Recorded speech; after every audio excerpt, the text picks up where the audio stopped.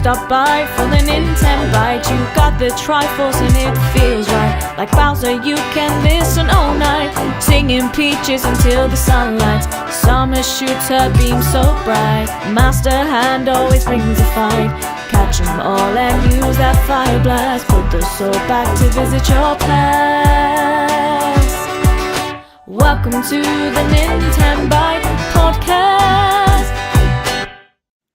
Hey everyone, welcome to the Nintenbyte Podcast, episode 20. We got a hyped show for you today. We got a person on the show who actually got to play Mario Party Jamboree Echoes of Wisdom in person. Got a lot of questions for him. We're going to try to pick his brain on all the little ins and outs because none of us got to go and enjoy that wonderfulness that was happening over in PAX. So we're going to talk about that today. Oh, and dude, come on. I think there was a system announced this week. I don't know. We might be talking about that as well. Maybe slipping a little Switch 2 conversation into the mix because, of course, we're a Nintendo channel. We got to make everything about Nintendo because, of course, everything Sony does is about Nintendo. Anyways, I do apologize to the people watching us live. The show starting late. For once, it was not my fault. I promise. I even sent the link early. These people can confirm. I was ready to go. He was ready. I was ready. I was game. My kids are in bed. Everything was all good. I'm like, yes, we're finally going to be on time. Or like at most a minute late. And then, well, there's supposed to be a fifth person here. Might pop in later. Might not. I don't know. They're supposed to be the new co-host of the show. But, you know, what a great start to the week. So they may join. They may not join. I'm going to leave it as a surprise in case they happen to pop in and things work because they're having tech issues out the ass. Of course, on the day that I'm supposed to introduce them as taking up the Andres Restart slot. Rest in peace, Andres Restart. Just kidding. He's not actually dead. He's going to be on an episode. Oh, boy. He's coming on an episode in like a few weeks. So, but You heard it here first, folks. you heard it here first. Rest in peace. Wow. Oh boy. No, he'll be back. He'll be back here in a few weeks. He's going to pop in for random episodes. People think that there's like beef between me and him, and there isn't. Everything's all good. He'll be coming on just as like a normal guest that we have come in once in a while. He just can't do it weekly anymore. But you know, I'm gonna razz him a little bit on the first episode. He's back, that's for sure. Let's go ahead and first introduce our guest. Who, yes, guys, his camera's kind of bouncing in and out. Remember how I told you guys? That one thing I did when building the streaming PC this year is I went to it because all streaming software, all streaming things focus on PC first. Well, that includes the software we're using tonight to do the live stream. It loves PC, and they did an update to it, and apparently it hates Mac, and that is what Josh is using. So his camera might be glitchy, but his voice is beautiful as always. N64 Josh, how we doing? What's going on, guys? I am so sorry. So sorry about my camera. Is it freezing on weird faces? Like, that's the best. oh, yes. Okay. Well, guys, make sure to get some good clips. Throw them on TikTok. Tag me, please. I'll repost them for you. Super glad to be here. Thanks again for the invite. Appreciate it. Yeah, no problem, man. Welcome to the show. And then, obviously, you guys know co-host of the Mostest right now, Mr. Thunderstash Gaming. What's up, everybody? Very excited. A lot of cool things to talk about today. It'll be a very interesting episode. I just realized you're wearing a Goonies 2 shirt. Damn it. Well, I mean, you heard, right? No, I didn't. Oh, like a few days ago, it was announced the sequel is for Goonies. Oh, that they're finally doing it. They put out a promotional poster, and I'm like, you know, shit, I should wear the shirt that was about the movie that never came out. Goonies 2. They're actually doing it. What? And they're bringing all the original cast back? Yeah, you know what? I was gonna wear my Indie Mania shirt too, and I'm like, you know what? I know it's tomorrow. Yeah. It's Goonies, man. It's Goonies, man. Jeez. Goonies never die. See, I didn't know what you were gonna wear because when I first saw you when you popped in, you know, you were in the beater, like you just got jacked off a workout or something. I know what's going on. I'm like, holy shit, is he replacing Andres Restart straight up? Coming in, it's just hot out here still in Arizona. All right. Let's see if this person is gonna work. Hello. We're good. Hey, look at that. Oh, you made it. All right. There he is. Hey, everyone. Let me tell you. What a nightmare. Well, welcome, Game Junction, new fourth member of the podcast. Yep. and screwed up on the first day there. So I know now to use Chrome, Day I one, guess. half hour late, baby. Let's go. Wait, are you on a Mac? Not on a Mac. Nothing wrong with Mac, by the way. Just Restream doesn't like them right now. They got to fix them. They did an update on their end, and now they got to fix some stuff. Yeah. They're having video encoding problems or something. All right. So Game Junction, how's it going, buddy? We're just in the intro. You didn't miss too much because we waited for you. How you doing, man? What you good over there? Can you? I don't know. Yeah, it just keeps cutting out again for some reason. Well, if the video cuts out, you're still good as long as you can hear us. No, it's the audio that's cutting out. Video's good. I'm not sure what. I've tried 3 different expensive headsets, so I don't know where it's coming from. I've checked everything. You may need to Can you hear me upgrade now? those to Pro. You upgrade those Sony headphones to Pro. Headphones is what you need. Hey, these are the new Sony headphones. Thank you. I just have the old one. The Pro, they got to have even a better. Yeah. version. I didn't even want to use these. Honestly, I never use these. I use my cheapo ones for my podcast. They work just fine. I was trying to get this to work. So. Yeah, I sat there as I'm watching you get ready for the show, and I'm like, dude, he's wearing those Sony headphones. Like, what are you doing, man? Are you just PlayStation 5 Pro day one? No. It's not like that. It's not like that. $200 PlayStation headphones. I mean, come on. What's another $500 for a system? I actually have a good story about this. I got these for $50 2 weeks after they came out because the guy sold his PS5 for a PC. $50.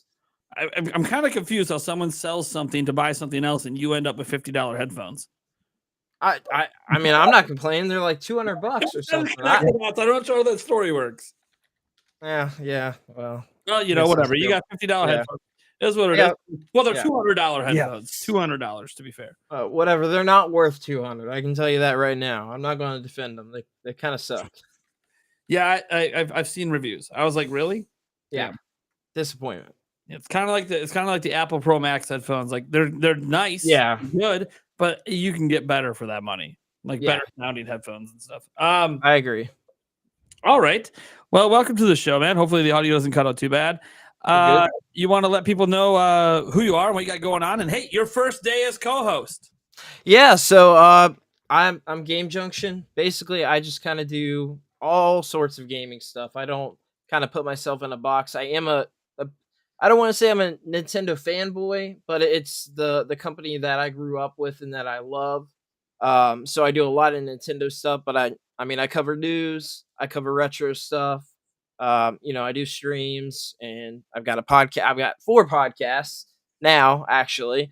So I do a little bit of everything. I'm kind of all over the place. But I enjoy all the companies. I don't like what the companies do, but I enjoy all the current gen platforms. Although Xbox, you might as well get a PC at that point, right? But I do enjoy, all the companies at this point in my life, and I just like to play games. I just like good games. That's it. Doesn't matter where it comes from. It's a good game. It's a good game. Play a lot of indie games. Play a lot of retro. Steve can attest to some stuff that we've talked about, but that's a little about me, I guess. So I'm kind of all over the place as far as gaming goes, but I do love Nintendo. So I was waiting for him to come in because he's wearing those PlayStation headphones and still just be like, "Yeah, I got them for $50." But really, I already have a Pro behind me. It's good to go. I'm such a Sony soy boy. I'm in here to ruin the show. It's all right. It's all right. He's gonna switch headphones. There you go. I hope you're happy. I had to give you some shit, man. I don't really care if you wear them. The Sony headphones, I've never seen them on someone. They do look a little weird. They got a really fun. They're weird. Yeah. There's a reason I don't wear them on the podcast because they just look weird. I mean, to be honest with you, I really don't even use them. So it's a statement piece. That's all it is. You think we could use an Xbox Live headset on the live stream? I do have the original Xbox. That would be funny, wouldn't it? Oh, I actually have that across the room, but I got the Xbox headset too. Oh, here we go. See, now where's your Nintendo Switch themed one? I have the Zelda one as well. The A10s, the Astros, the Astro ones. No, they're like kind of cheapo headphones. Oh, okay. Oh, I have the uh, I have Astro A10 Zelda ones, so that's Oh yeah, those Yeah, look cool. there's a really cheap one out there too. They released a while back. Yeah, it's like $25. I Yeah. just thought it was cool. Walmart I liked Zelda, special. so yeah, exactly. So Thunderstash Goonies 2, you have blown my mind. I'm kind of excited. I hope they don't ruin it, but I'm excited. Yeah, I mean, yeah, that's always the hope that they don't ruin it. But I was legitimately shocked when I saw the promo like poster on Twitter. I'm like, I'm sure it's bullshit, just someone posting BS. And then I saw on a couple other things. I'm like, oh my god, they're actually doing it. And you think about it, guys. Like, Goonies came out the year I was born, 1985. So it's 40 years. 40 years later, we're getting a sequel. kind of crazy. Wow. I want to be excited, but it's like for a movie like that, I don't know. There's movies for me like The Goonies. I don't know if you guys have seen Stand By Me, but that's based on the Stephen King book. Like, there's movies like that where I feel like they just kind of probably shouldn't be touched again. So I don't know. I don't know. We'll see. Yeah, that's the thing. It's one of those we'll see because it was such a classic. Would have been cool if the sequel would have happened back when it probably should have happened. But so now they're all massively adults at this point, probably with their own kids. So we'll kind of see what goes down. It's going to probably be hopefully good. We'll see. I don't know. I'm a little nervous. just A excited to couple see of the Thanos people- and Goonies. That's all. Aren't a couple of the people dead as well that were from the Goonies? Isn't there Maybe several, like, important- maybe some of the Fratellis. Yeah, I could see if some of them maybe. Yeah. Maybe Yeah. the mom's probably Yes. she's pretty old back in 85. She passed away. Yeah, I do remember that. She probably crashed that Forerunner that she was going 90 miles an hour on the beach with. Yeah, and some of the parents. Yeah, and some of the parents of the kids have passed away. But I mean, like, look, you don't need them now because their kids are little adults. Yeah. The movie's gonna be all about their kids. Yeah. Yeah. That's what it's probably going to be. Probably about their kids. But like, Yeah. have the whole cast there. I wonder if it's going to be like a double adventure. Maybe they got to save the kids because the kids go do something crazy. Maybe. Yeah. I don't know. We'll see. I have no clue. As long as Chunk is back, I'm good. He's Oh, super very well ripped. be. Yeah, he is. He's just super ripped. Dude is He's jacked, just- man. What, He is what is jacked. what does Chunk do? Is he a lawyer or an attorney? I'm not Like, sure. he got a really serious job after Goonies. He is. Let me see here. I'd have to look. Yeah, it he's up. an- Is he really ripped now? Oh, No, I was just being a smart ass. No. He's in good shape, but no, Yeah, he, no, he was jacked for a while. Like, he yeah, was- no, he's a lawyer. He's an attorney. He's a retired child actor, but maybe they get him to come back for the one appearance because he's known for the one movie. Yeah. Yeah. Have him eat some ice cream.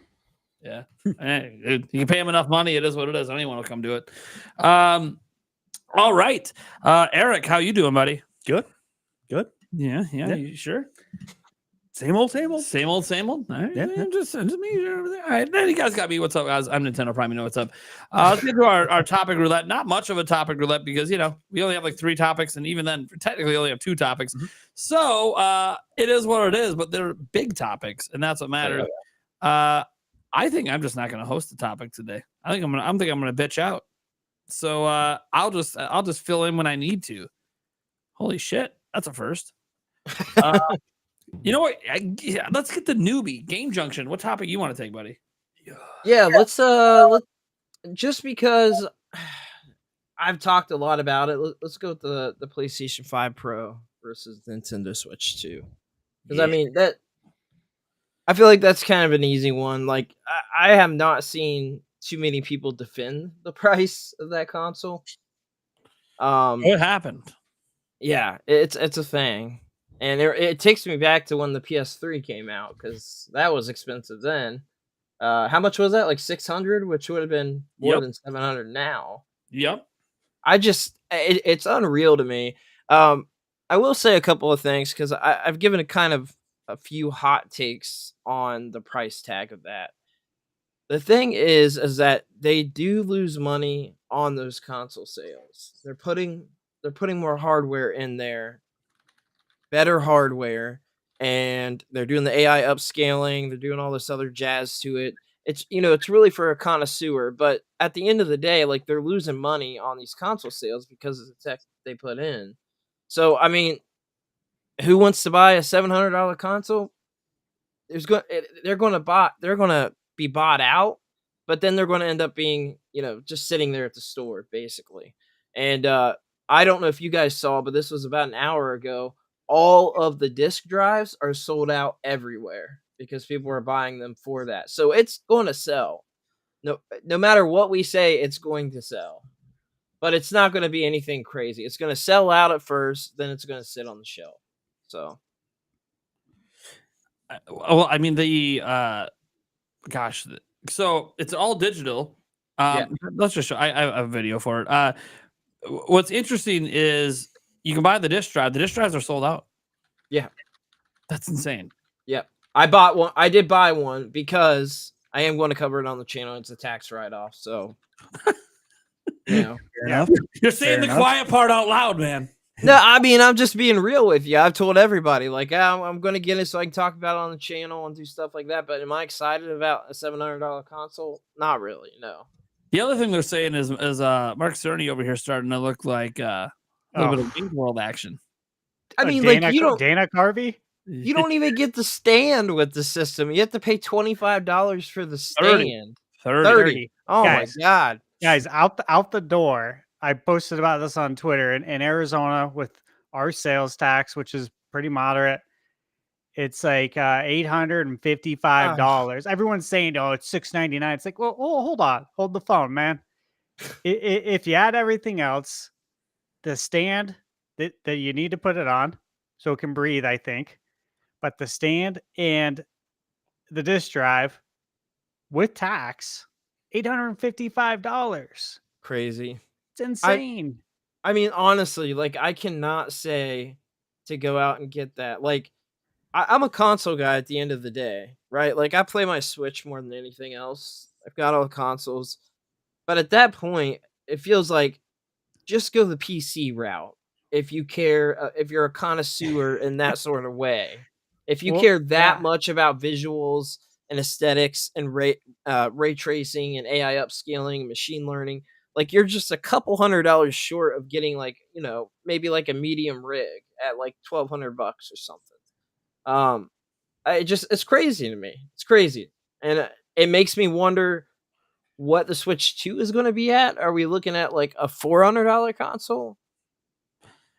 I think it's gonna be 400. I think so too.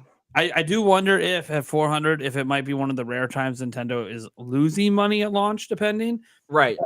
Nintendo, as we saw with Switch 2, they're thinking long-term pricing. Yes. We're keeping it at this price for like almost a decade. So if we lose a little now, it's not the end of the world because it will get cheaper to manufacture. That's assuming they're even going to lose. Like, we don't even know because a lot of the deals they locked in for these chips were done, at least a year ago.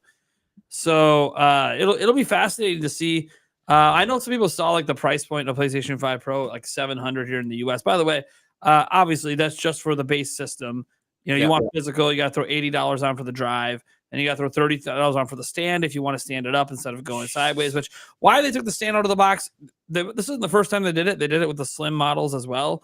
I don't really understand it. It's still a plastic stand. It's not metal, and they included the plastic stand in the original release.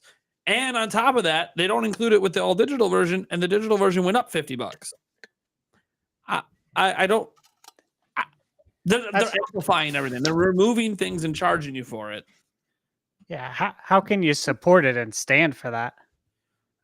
I mean, I just don't. I don't even know. You get it, stand for it. I saw it. You guys get it? I just I get it. Yep. Oh Yep. man. So the first thing I thought is the DoorDash probably got a whole lot more drivers the moment that price was announced. And Affirm and Afterpay were just licking their chops because they're like, oh, here we go, But this makes me ask a lot of questions, right? Like it does have me question a lot of things because I think I see the rhetoric online of everybody saying, oh, there's no competition and they're just they're just, they're just price gouging, Mhm. And so, but I think through this entire generation, we assumed the PS4 and the Xbox One were essentially neutering the Series X and the PS5. But I'm kind of wondering if they just were never capable machines of what the software was trying to do. Like that it wasn't necessarily that they were trying to make it run on the older systems, but that these newer systems just weren't up to par like they were supposed to be. And again, I'm more kind of like asking this as a question just to kind of like for conversation, but like it does not feel like there has been that killer app this generation that we were all blown away by and like really had to like run out and go and get one of these systems. There's been good stuff on all the systems, don't get me wrong. But I'm wondering if I guess maybe my question to you guys is, do you think there's a chance that the price is justified to get these games running the way they need to, or is it corporate greed? Well, so my opinion is I think it's more corporate greed. Now, I do think that, price, inflation has gone kind of crazy since COVID ended. So I do believe that things have become a bit more. It's a weird situation where prices aren't coming down on manufacturing like at the rate it used to. Linus Tech Tips did a video on it today, kind of going over it. And I understand some of the point where at $700, it's probably profitable, but not, extremely so for Sony. My thing is, Mark Cerny came out in this video we're watching, and he said the reason the system exists, which is a bullshit reason, but the reason the system exists is because game developers have been demanding more power. And I talked to developers in the AAA space at 3 major companies, and all of them said, no, we're not even using the power of the PS5. Huh. And I believe that. You got to remember, they've been making cross-gen games this entire time. Right. Yep. Yeah. So they haven't even been taking advantage of everything the PS5 can do. And so and again, these are just one developer at 3 different companies. So it's not like me saying that this is how every single game developer feels. And maybe there are some, and maybe what he really meant was Sony's internal developers were demanding more power. I don't know. All I know is, look, if the reason is 60 FPS, right? Because basically the big advertisement to me the big point was Fidelity Mode, because for those who don't know, on PlayStation, all the first party games especially give you 2 modes. You get basically performance mode, which gives you 60 FPS, and you get Fidelity Mode, which is like with ray tracing and slightly better visuals. What I find fascinating is that they basically said it's Fidelity Mode, but with 60 FPS. It was like one of their big advertisements. Fidelity Mode, 60 FPS. Yeah. A lot of people that own a PlayStation 5 couldn't really tell the difference between Performance Mode and Fidelity Mode in the first place. And a lot of it is because of ray tracing. That's like the big thing. But the lighting engines outside of ray tracing have gotten so good that some people don't actually see the big benefit of ray tracing while they're gaming. You can point it out and be like, oh, look at this reflection over here. Yeah, but when I'm web slinging by, I ain't looking at the fucking reflection. Yeah. I'm playing a game. I'm not watching a movie. I'm not looking for it. It's there if you see it. Yeah, but I'm not looking for it. And this isn't to say ray tracing is a bunch of bullshit. It's not. Ray tracing is legit, and there are times like I can see in like a game like Tomb Raider where you're going through the tombs and everything where dude, that would be sick. Ray tracing in that kind of game would be awesome because you're slower moving and the light bouncing off different surfaces could really make a difference for the atmosphere. But for a lot of these games, the lighting engines are so damn good, people don't notice. And it's funny too because like they mentioned their upscaler. Is that not going to be available to use on a PlayStation 5? Is that going to be pro exclusive, their upscaler? I think so. Here's one thing I do have to say that people aren't talking about. I think the AI upscaling is probably the biggest deal here in machine learning. I think that is very important, and I think it is going to be exclusive to the PS5. Guys, Nintendo Switch is already using FSR on 2015 technology, which, by the way, is AI upscaling. Yeah. Nintendo Switch uses it. So And why are we making this exclusive to the $700? And by the way, I can't confirm that's actually what's happening, but it's the only time they talked about it was with the Pro. Yeah, and I mean, my opinion is that the Switch 2 is going to have DLSS, which is basically the same thing. That's what I think anyway. But I do think the AI upscaling and the machine learning is probably the most important thing that they pointed out here. The GPU, who cares? The ray tracing, okay, great. But like nobody's buying for that. I think the AI upscaling is going to be a bigger deal than people think. And once they see it in person and what it's actually doing and how it's helping developers, it might be a little bit of a game changer. But I still think at the end of the day that this is a PS4 Pro situation where it was like a 70-30 split. Only 30% of people bought a PS4 Pro. It's a That's still connoisseur. a huge chunk, bro. That's still a pretty huge big chunk. It was like It is 20 mil. The thing is, though, when PS4 Pro came out, not only did it come with a disk drive. By the way, guys, I've never liked the idea that Sony charges $80 for a disk drive. Disk drives shouldn't be considered a feature. They've been standard for decades. So, like, an upcharge to put a disk drive in feels very strange. That being said, I'm not saying they don't cost anything. I'm just saying that, like, you say, oh yeah, well, go get a Blu-ray drive, for like $60, for external for your PC. I'm like, that's fine. That's not what Sony pays. They own the tech. Mm-hmm. They own Blu-ray. They own the technology. Yep. It's Sony's tech. They are the cheapest for Sony themselves. They are the cheapest company to make Blu-ray players. So, like, it does not cost them what it costs at retail for us. It never does, anyways, for any of these companies, because obviously they're charging for profit. Usually pretty big margins too. Just like the iPhones. I'm going to get the new iPhone, the 16 Pro Max or whatever at the end of the month. And guess what? It's like $800 of profit for Apple, because that's how it doesn't actually cost anywhere near that to make the damn thing. Mm-hmm. Welcome to tech. So, like, that's what I'm saying. Like, what we pay is not what it actually costs these companies. I guarantee you that they're making that disk drive for like fucking $5. Oh, yeah. I mean, be charged. Put it in the damn system. I get that. Oh, I don't want to pay extra for features I'm not going to use. I'm an all digital user. Then be all digital. You can still do that with a disk drive. It's stupid. So, like, I'm very frustrated with the whole situation because I'm in the market for a PlayStation 5. I was waiting because I'm like, hey, I might as well get the Pro if it's coming out. But it's like, I can't support this whole nickel diming, removing features, charging to get the features back. By the way, that they're doing. And you can say, well, they had it all digital from the beginning. You're right. And then from the beginning, they included a stand. And now they don't.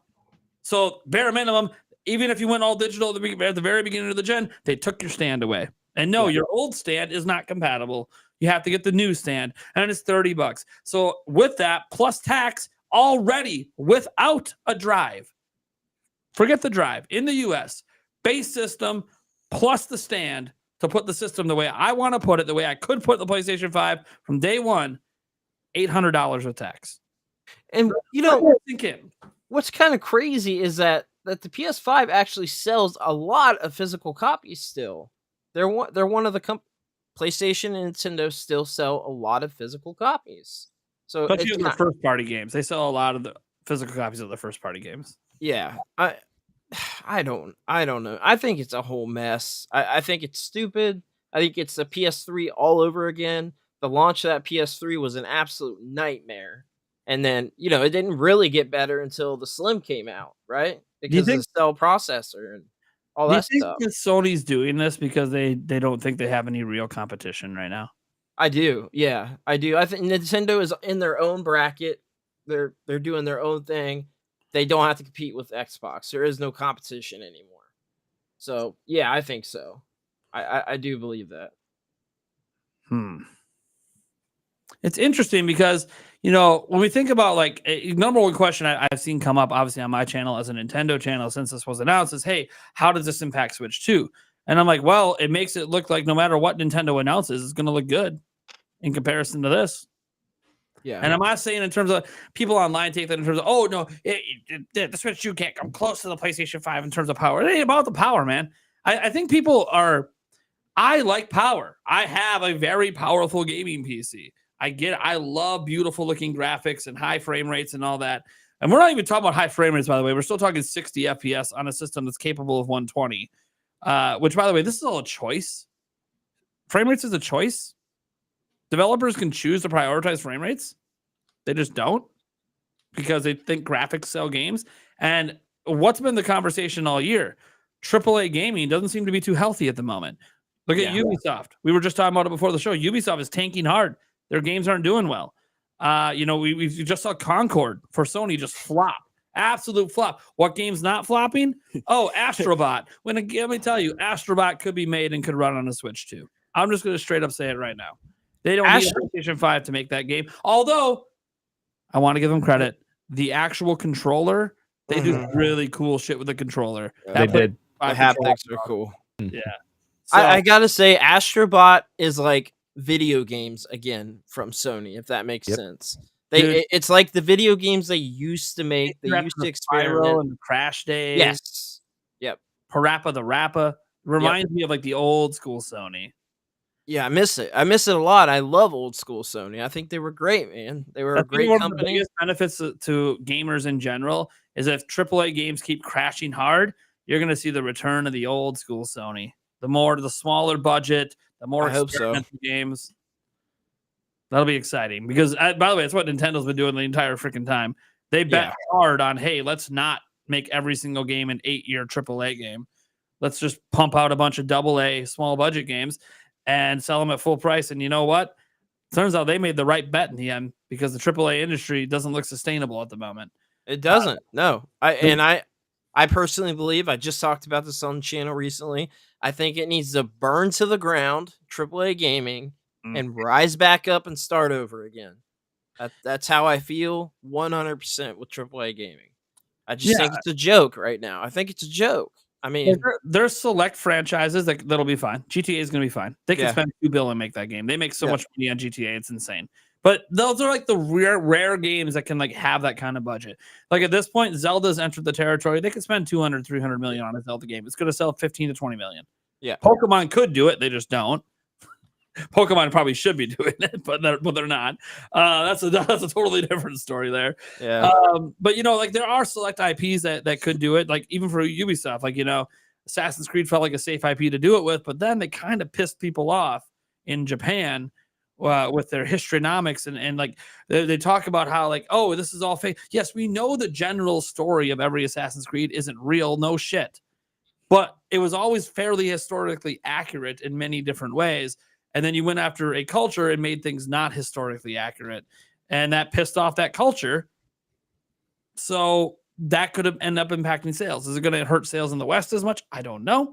But maybe it'll definitely hurt it in the East. So I kind of look at this as a unique situation for gaming where I don't think what Sony's doing is insane. I think it is, we don't have any competition. The only person people worry about is Nintendo. Nintendo ain't pushing power, so we're not going to worry about them. So if we're going to have something over Nintendo, we need to, before Switch 2 comes out, we need to start pushing all third-party devs to just push the visuals and push things so far that you don't want to take it to Switch 2. Yeah. But here's the thing. Everyone I know that's been talking to third-party developers that were out on Switch 1 are saying it doesn't matter what anybody does, we're in on Switch 2. Because Switch's market is so fucking massive. So let me ask, because you already answered, what does everybody else think the price point of Switch 2 is going to be? Are we kind of in agreement at the $400 price point? Yeah. The Switch family of systems, the Switch 2 will be $400. The OLED will still be $350. It'll just... But it'll have games packed in at $350. With games packed in. You see it. There's supposed to be 5 bundles coming. That's right. Yep.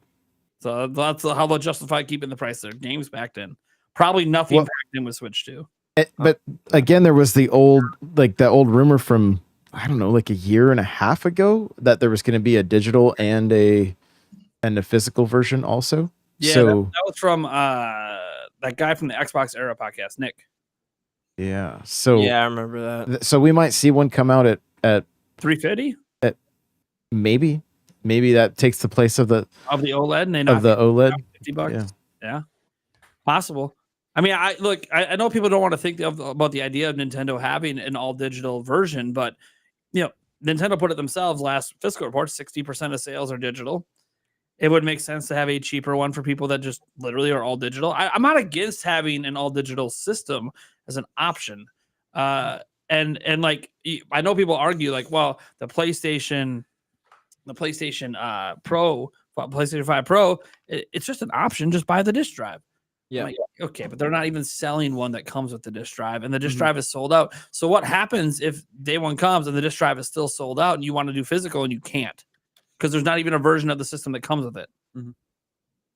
Well, and as I was doing my show today, it kind of dawned on me, like, because the rumor today with the Switch is that like backwards compatibility is going to be a thing, right? And so that, that's great and all, but the sooner we get to all digital, backwards compatibility becomes far less of an issue because your library should technically move with you. So I know that that's not what a lot of people want to hear, especially in the Nintendo camp, because we all love collecting our physical games and all that stuff.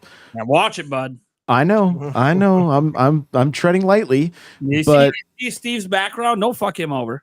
I'm not trying to, but I do think, and I was even talking about the Switch 3, and wondering if at that point, like, we don't, like Nintendo, like if everything's all digital 10 years from now, like, I think Nintendo will be the last company to go all digital.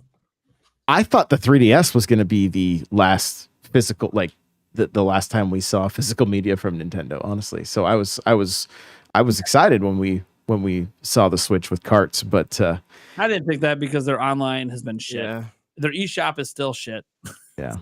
Like, they got to get their act together if they're going to go all digital. They don't quite. Every time I go on there, it's waifu puzzles and freaking all kinds of crazy stuff. Do not start a search with H. That's when. Oh my god! It'll take 10 minutes to load. Yeah, it does. It's a nightmare. Yeah. No, man. Like, I don't think the PlayStation 5 Pro is really going to have much impact on Nintendo in general. Just because, I mean, PlayStation 5 Pro is coming out this holiday, November 7th. Switch 2 is coming out next year. So they're not even releasing in the same time period. I think the only impact it's really going to have, and I put this on Twitter, and some people got mad at me about it. Some Sony fans got mad about it. All it's going to do is make the Switch 2 announcement look so much better. Because here's the thing. The PlayStation 5 Pro in its presentation did not demonstrably demonstrate meaningful upgrades over what you already can do on PlayStation 5. The 60 FPS in Fidelity Mode is the biggest one, but when people can barely tell the difference between performance and Fidelity Mode in the first place, it didn't feel like that big of an upgrade, and they didn't invite any technical experts to come in and verify any of their claims. They invited a CNET website to come in and do a preview, which in the preview, they said you can't direct feed capture and you can't shoot your camera directly at the TV. Sounds like PAX. It's like they're hiding something. Yeah. Oh, it's almost like, when you look at the things they're playing on, the PlayStation 5 Pro system isn't even out, which means they're not probably even playing on the PlayStation 5 Pro, and that's why they don't want you to do it. They're playing on a dev kit, or they're playing, which, by the way, dev kits have extra RAM. Don't know if you guys know this. They're more powerful than the retail ones, or they're playing straight up on a PC. And you might go, but their games aren't on PC. Dude, they make them on PC. Relax. Yeah, literally, games are developed on PC. Yeah, so let's calm down a little bit. That's how that works. I just want to know if 8K is going to be on the box of the PS5 Pro. I highly doubt it. No, it will be. It was on. It's on the box for PS5. It's going to be on the box for PS5 Pro. Also, I feel like I kicked the hornet's nest with the digital and physical. Like, guys, I'm all like, I am a mixed bag. I'll double dip on stuff. I know, like, I prefer physical. Also, I like having my shelves covered with. It's really easy to share games, especially since Nintendo has a really shitty, putting your games on multiple systems with the same account is just not good. Yeah, so I just want to. It was just for the sake of conversation and argument that, like, it will be easier when we are all eventually digital. It just won't be as fun. And one thing I found funny is, remember when the PlayStation 5 came out, they kept talking about 4K gaming. I sat there, dude, this thing's not powerful enough for 4K. What are we talking about? Now they have the Pro version coming out. Oh, our increased compute, our increased this, the 28% faster RAM, all this stuff. And then they're like, oh, 4K. But it's not really 4K either. It's upscaled. I'm like, Yeah. Can we just stop talking about it then? Look, what you're saying is basically the exact selling points Nintendo's about to tout with the Switch 2. They're about to drop 3D Mario. It's going to be a 4K fucking trailer. They're not even going to say the word DLSS, and we'll just know it's upscaled to to hell, and it looks fucking amazing. And everyone's going to be like, "Oh, why isn't Nintendo? Why do Nintendo's games look so fucking good on this system? What is going on? Hey, why do we drop NBA 2K on this? Look, dude, this looks like the PS5 version. That can't be the Switch 2 version. Turns out, no, the Switch 2 is just upscaling everything too and looks good enough. Like that, I think what I was trying to get into with like the AAA industry is visuals aren't what sell games anymore. They're just not. Everything already looks really fucking good. So all the Switch 2 has to do is be good enough that third parties can make their games run at a constant frame rate and look good. Like Switch 2 is going to look like a leap because we see Switch.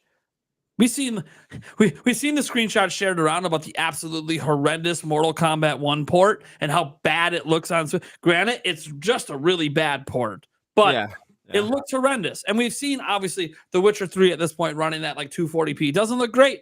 That's fine. That's not what things are going to look like on Switch 2. The visuals will look good enough. Mm-hmm. And the thing is, it'll look like such a massive leap. The PlayStation 5 Pro does not feel like a leap. And people talk about, well, it's just a mid-gen refresh. Okay, the PlayStation 4 Pro actually looked like a visual leap and showed games we hadn't seen before. The PlayStation 5 Pro event was all games we have already seen that basically looked exactly the same. And was only like they're talking about being, 35% or 38%, more powerful, more rendering or whatever. Okay, cool. Well, the PlayStation 4 Pro was 2.3x the GPU capability of the original PlayStation 4. It was a significantly larger leap.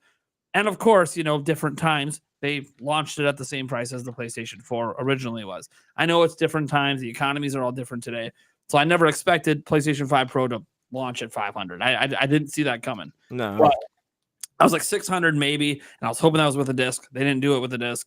All that's going to happen is if Nintendo comes out, they say $399, they say spring 2025. That's if it's announced this year.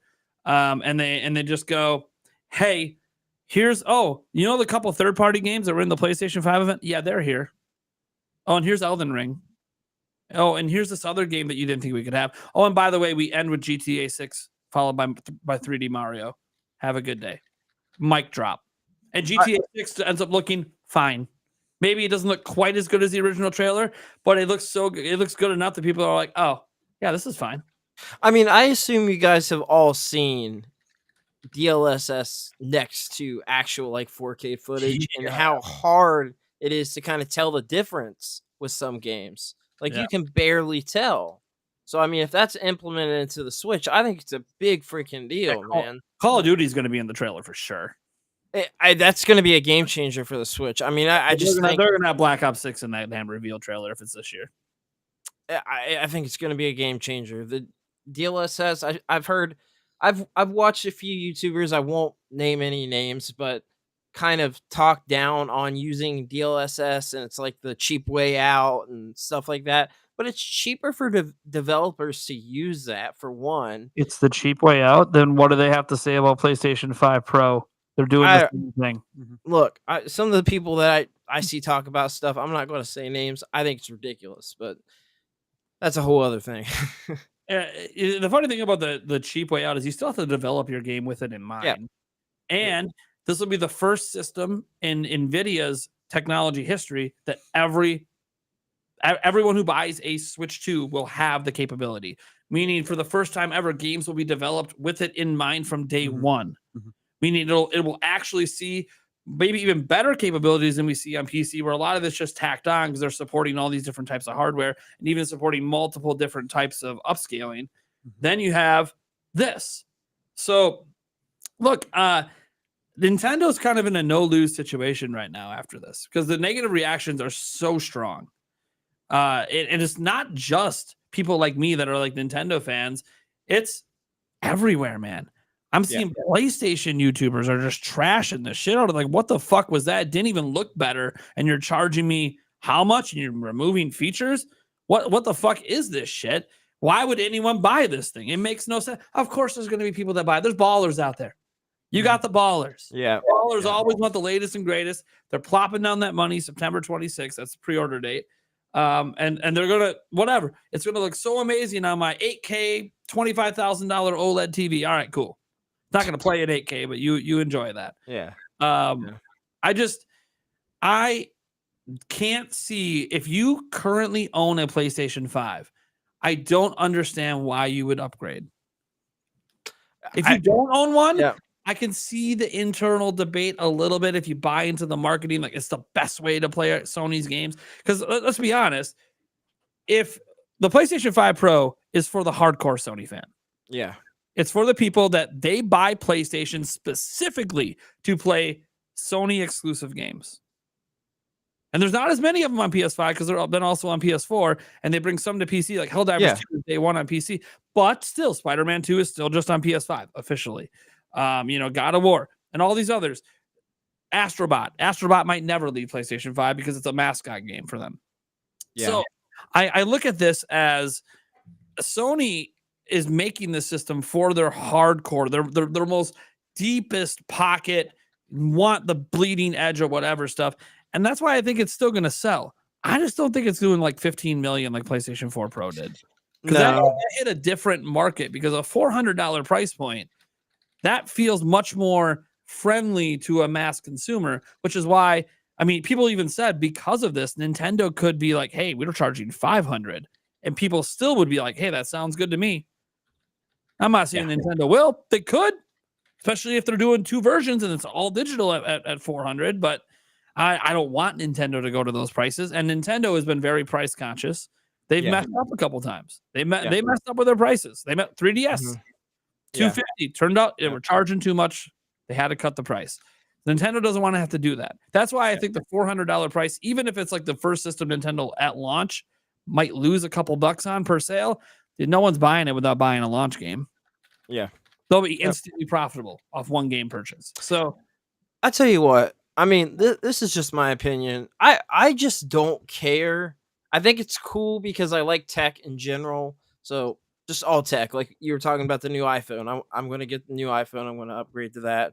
I like new tech, but I also play NES games and Atari 2600 games and Super Nintendo games. Like I just like fun games. So to me, I don't buy a game because of the visuals, if that makes sense.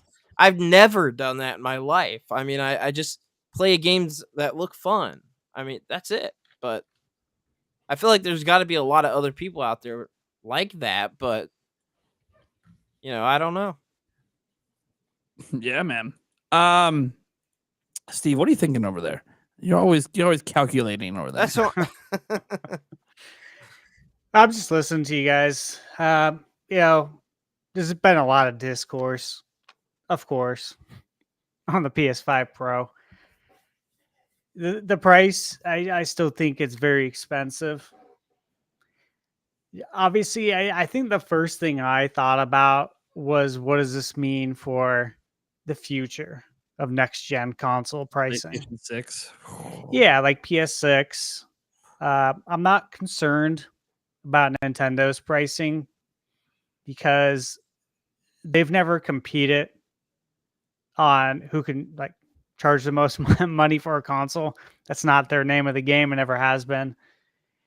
They're an affordable console. That's how they'll always be. So not concerned there, but more or less the next gen Sony, I would say the next gen Xbox, but I don't know, because you can play Game Pass on a Roku now.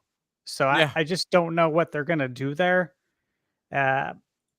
Obviously, I've talked about it before. I think they're very interested in cloud, and it's not just because I think it, but they're one of the. I've spent, I think, more money than any company on cloud. Well, they had a whole they had a whole unit that they made that got scrapped. That was a cloud unit. Yeah, and I still you believe they're guys going remember? that route. I believe that. I'm with you on that. I do too. And you remember when they went to court and, with the Activision stuff, and a lot of things were brought up about cloud monopoly and Mhm. how if they got Activision, it could be some sort of monopoly with the cloud. And I kind of dug into that some more and was just kind of overall looking at like cloud gaming and like what kind of impact is this had, because I'm not personally interested in it. I don't want to play a game that lags. I try to play PS3 games with my PlayStation Premium, and you can only stream it, and the game lags bad. I feel like I'm playing Dreamcast on my 56K modem. Look, Like I play this it's not cool. right by my PS5, plugged Yeah. up in Ethernet, and I still get lag. My PS5 is right here. Yeah, I do It's too. crazy.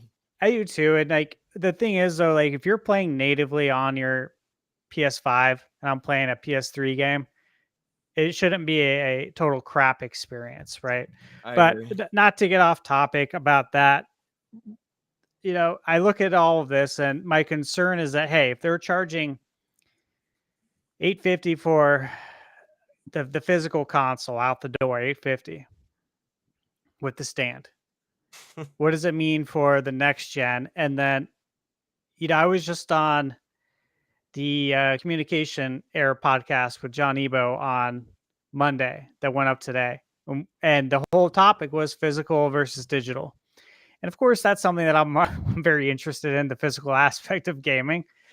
And we were talking about that quite a bit and about how the future is going to look. And I'm always looking at that. I'm sure you guys are too. And I think the fact that Sony only released one SKU for the Pro and it's digital is very telling about where we're going in the future. Oh, yeah. I mean, like I told you, I've said this before. I really think that Microsoft and Sony would love to exit the physical business together and share the blame amongst all the people that will be upset. Yep. I will not be upset because I know it's coming and because it's an uncontrollable, right? There's controllables in life and uncontrollables. There's only a few things you can control. This is obviously an uncontrollable. I'm not going to be upset about it. It is what it is. That's life. But I can just see it now. Like, these are the seeds that are being planted. This is the mid-gen seed planted right now in 2024. When Yep. PS6 comes out, I mean, let's say it comes out, what, 2027 or 2028? I would lean towards them not having a physical edition and not even selling a disc drive. Yeah. I'm leaning in that direction, but I would not be surprised if there are discussions between Sony and Microsoft. Yeah, they're competitors, but sometimes you got to do things on the same team. We know that. Yep. Sometimes you got to release games on their console, which we're seeing now. I could definitely see them exiting at the same time and sharing that blame, and Nintendo will be the Lone Ranger when it comes to Yes. selling physical games, because Nintendo really benefits from having that physical presence in the stores, especially with it being, kind of like a lot of people's first consoles, starting with us, right? In the 80s, 90s, we grew up with it. Parents go to stores Mhm. to go ask employees, what should I give my kid? I mean, we've all worked probably at some sort of electronics store. I worked at EB Games back in the day and a Best Buy in a Circuit City when I was 18. God, 22, almost 22 years ago. Good Lord. But yeah, all these questions, they never change because I still get asked all these questions from friends and family now at this age. So Nintendo will still be, I think, in that the physical space because it's needed based on a decent amount of their demographic. A lot of what we're talking about, though, gets into so many other things that I've been kind of excited about. And Nate, it was something I talked with you about earlier. And if you want, I can transition over to that. Or if you want to do it, Yeah, let's wait a moment. There's a couple super chats on this topic I want to toss in. do it. All right. Let's go ahead and grab a couple of these super chats because you guys are super chatting like crazy tonight because you have a lot of thoughts on this PlayStation stuff. Understandable. So let's get through those now instead of waiting for the Q&A section for it. Some of you guys asked some other questions. We'll get to that during the Q&A section at the end. But and oh, by the way, well, you know what? We'll get to it when we get to the topic where Josh is going to have a lot to talk about. Because I'm going to let the chat be able to get some questions in as well with super chats for that. But we'll talk about that at the time. Let's see here. Let's go with here we go. Cheapskate. I think, yep. Oh no, Chesapeake Evie says the players blog, so the PlayStation blog, said suggested retail price. Do you think it could still change? Now that's just what they always call MSRP. It's just a suggested retail price. That's like the Switch is still a suggested retail price of $349, $300, $200, etc. So yeah, that's just how it works at retail. They don't really change the price. What it does mean is technically a retailer could lower the price, but then they're eating into their margins, basically. So, we have a comment here from Demonic Brawler for $5 saying PlayStation 5 Pro is ridiculously overpriced, but sales will boost when GTA 6 comes out. It's sad. I mean, here's the way I look at it. The PlayStation 5 Pro is going to sell. It's going to sell some, and the GTA 6 will probably be the biggest boost to its sales if you want it, because GTA 6 won't be on PC at launch. So the best way to play it, if you want the best possible visuals and experience and everything, is going to end up being on a PlayStation 5 Pro. But I also look at it like this: like people are able to spend the money on whatever they want, and if you're someone that could just casually drop that kind of dough and it's not a big deal, more power to you. You know, like in the end of the day, I'm not here to tell people how to spend their money. It's your money. So if it goes to sell a few million next holiday, you know, say it sells 5-6 million because of GTA 6. All right, cool. I mean, does that mean PlayStation got away with it? Well, let's see where PlayStation 5 ends up in sales. We don't know. There's not even a guarantee PlayStation 5 is going to sell over 100 million. It's behind the pace of PlayStation 4 right now, which sold 114 million. So there's not even a guarantee that this is going to be a 100 million console for them, which would be the second time ever. So they're trying to get to that. Now, GTA 6 might help guarantee that, by the way, because I'm talking about the boost in the sales of PlayStation 5 Pro. PlayStation 5 sales in general are going to be massive next holiday with GTA 6. It's going to be huge. So GTA 6 might be what guarantees the 100 mil for them. Which, again, is also a reminder that Sony is heavily reliant on third-party games pushing the sales of their system, such as a GTA 6 or the yearly Call of Duty. But there's that caveat. There's that wrinkle. What happens if GTA 6 is on Switch 2? If it's on Switch 2 and it runs good enough, people might go, but I can play this everywhere all the time, even without internet. Which is the caveat with Portal. It's got to have internet. Well, if you don't have internet, you can still play GTA 6 on the go and on your TV, and it happens to look pretty good on the TV. Maybe you're not getting 4K.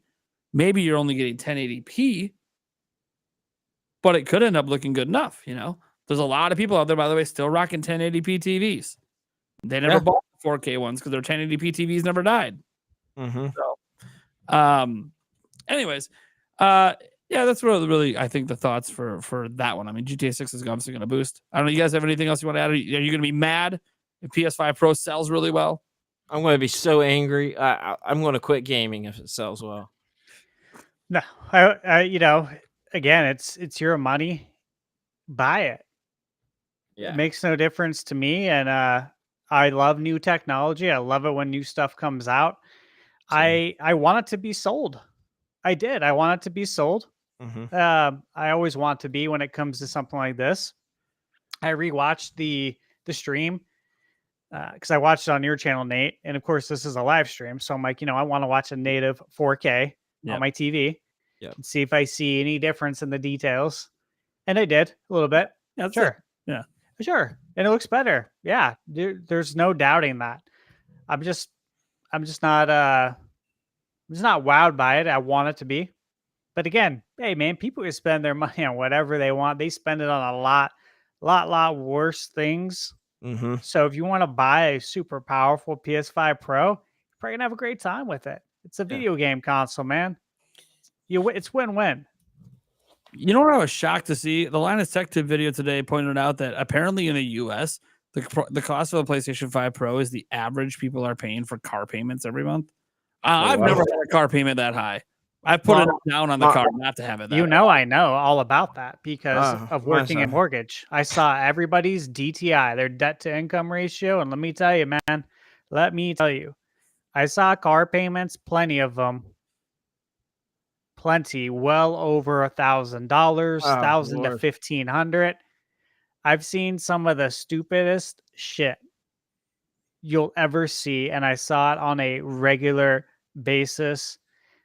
I lost faith in humanity, seeing Yeah. people's DTI. No, I'm serious. Like the logic, talking to them on the phone, and just trust me, there's some wild stuff, man. And this happens all the time.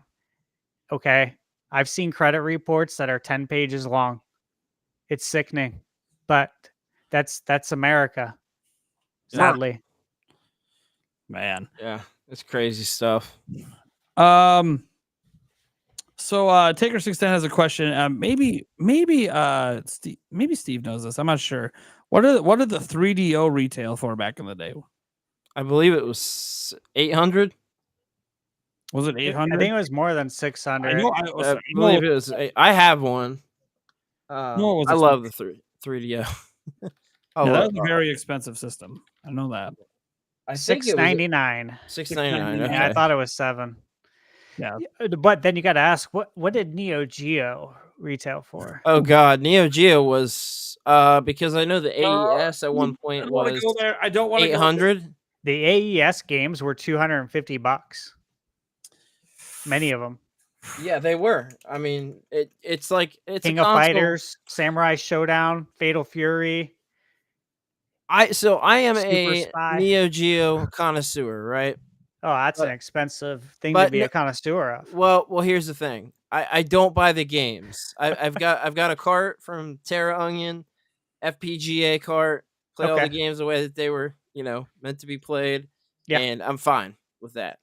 So I love it. In I fact, have a Neo Geo arcade in my arcade. I think you may have showed that to me, but that's crazy. They also make MVS carts too, so you can play the full library FPGA.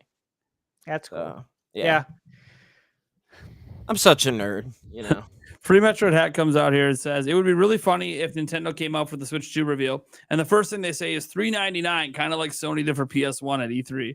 Yeah, if they started off before they even showed the system, just a silhouette of $399, and then it fades out into the Switch 2, I'd be like, Nintendo knows what they're doing.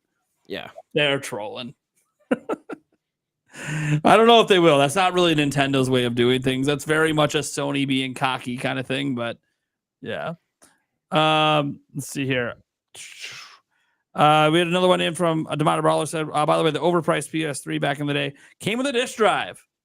Technically a better deal.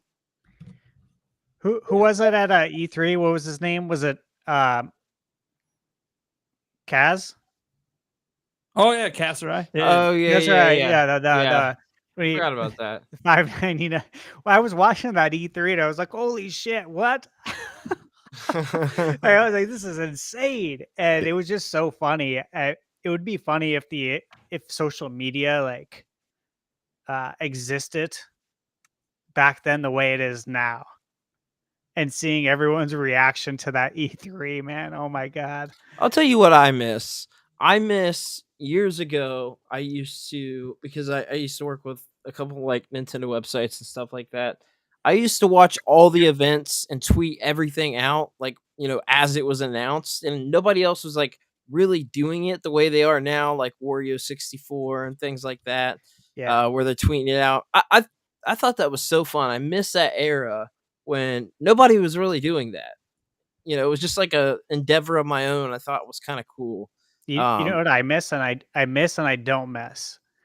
I miss going to planetgamecube.com Oh, yeah. and ordering the E3 DVD from them so I could watch E3 because I had net zero dial-up internet and there was no way I was going to be able to watch any of these Yeah, game previews for what's coming out. So I had to buy the DVD. I love it. Mhm. I love it. That's That's funny. awesome. Yeah. Last one for this particular topic we have here is Demonic Brawler coming in. Wait, no, not that one. That one's saved. This one.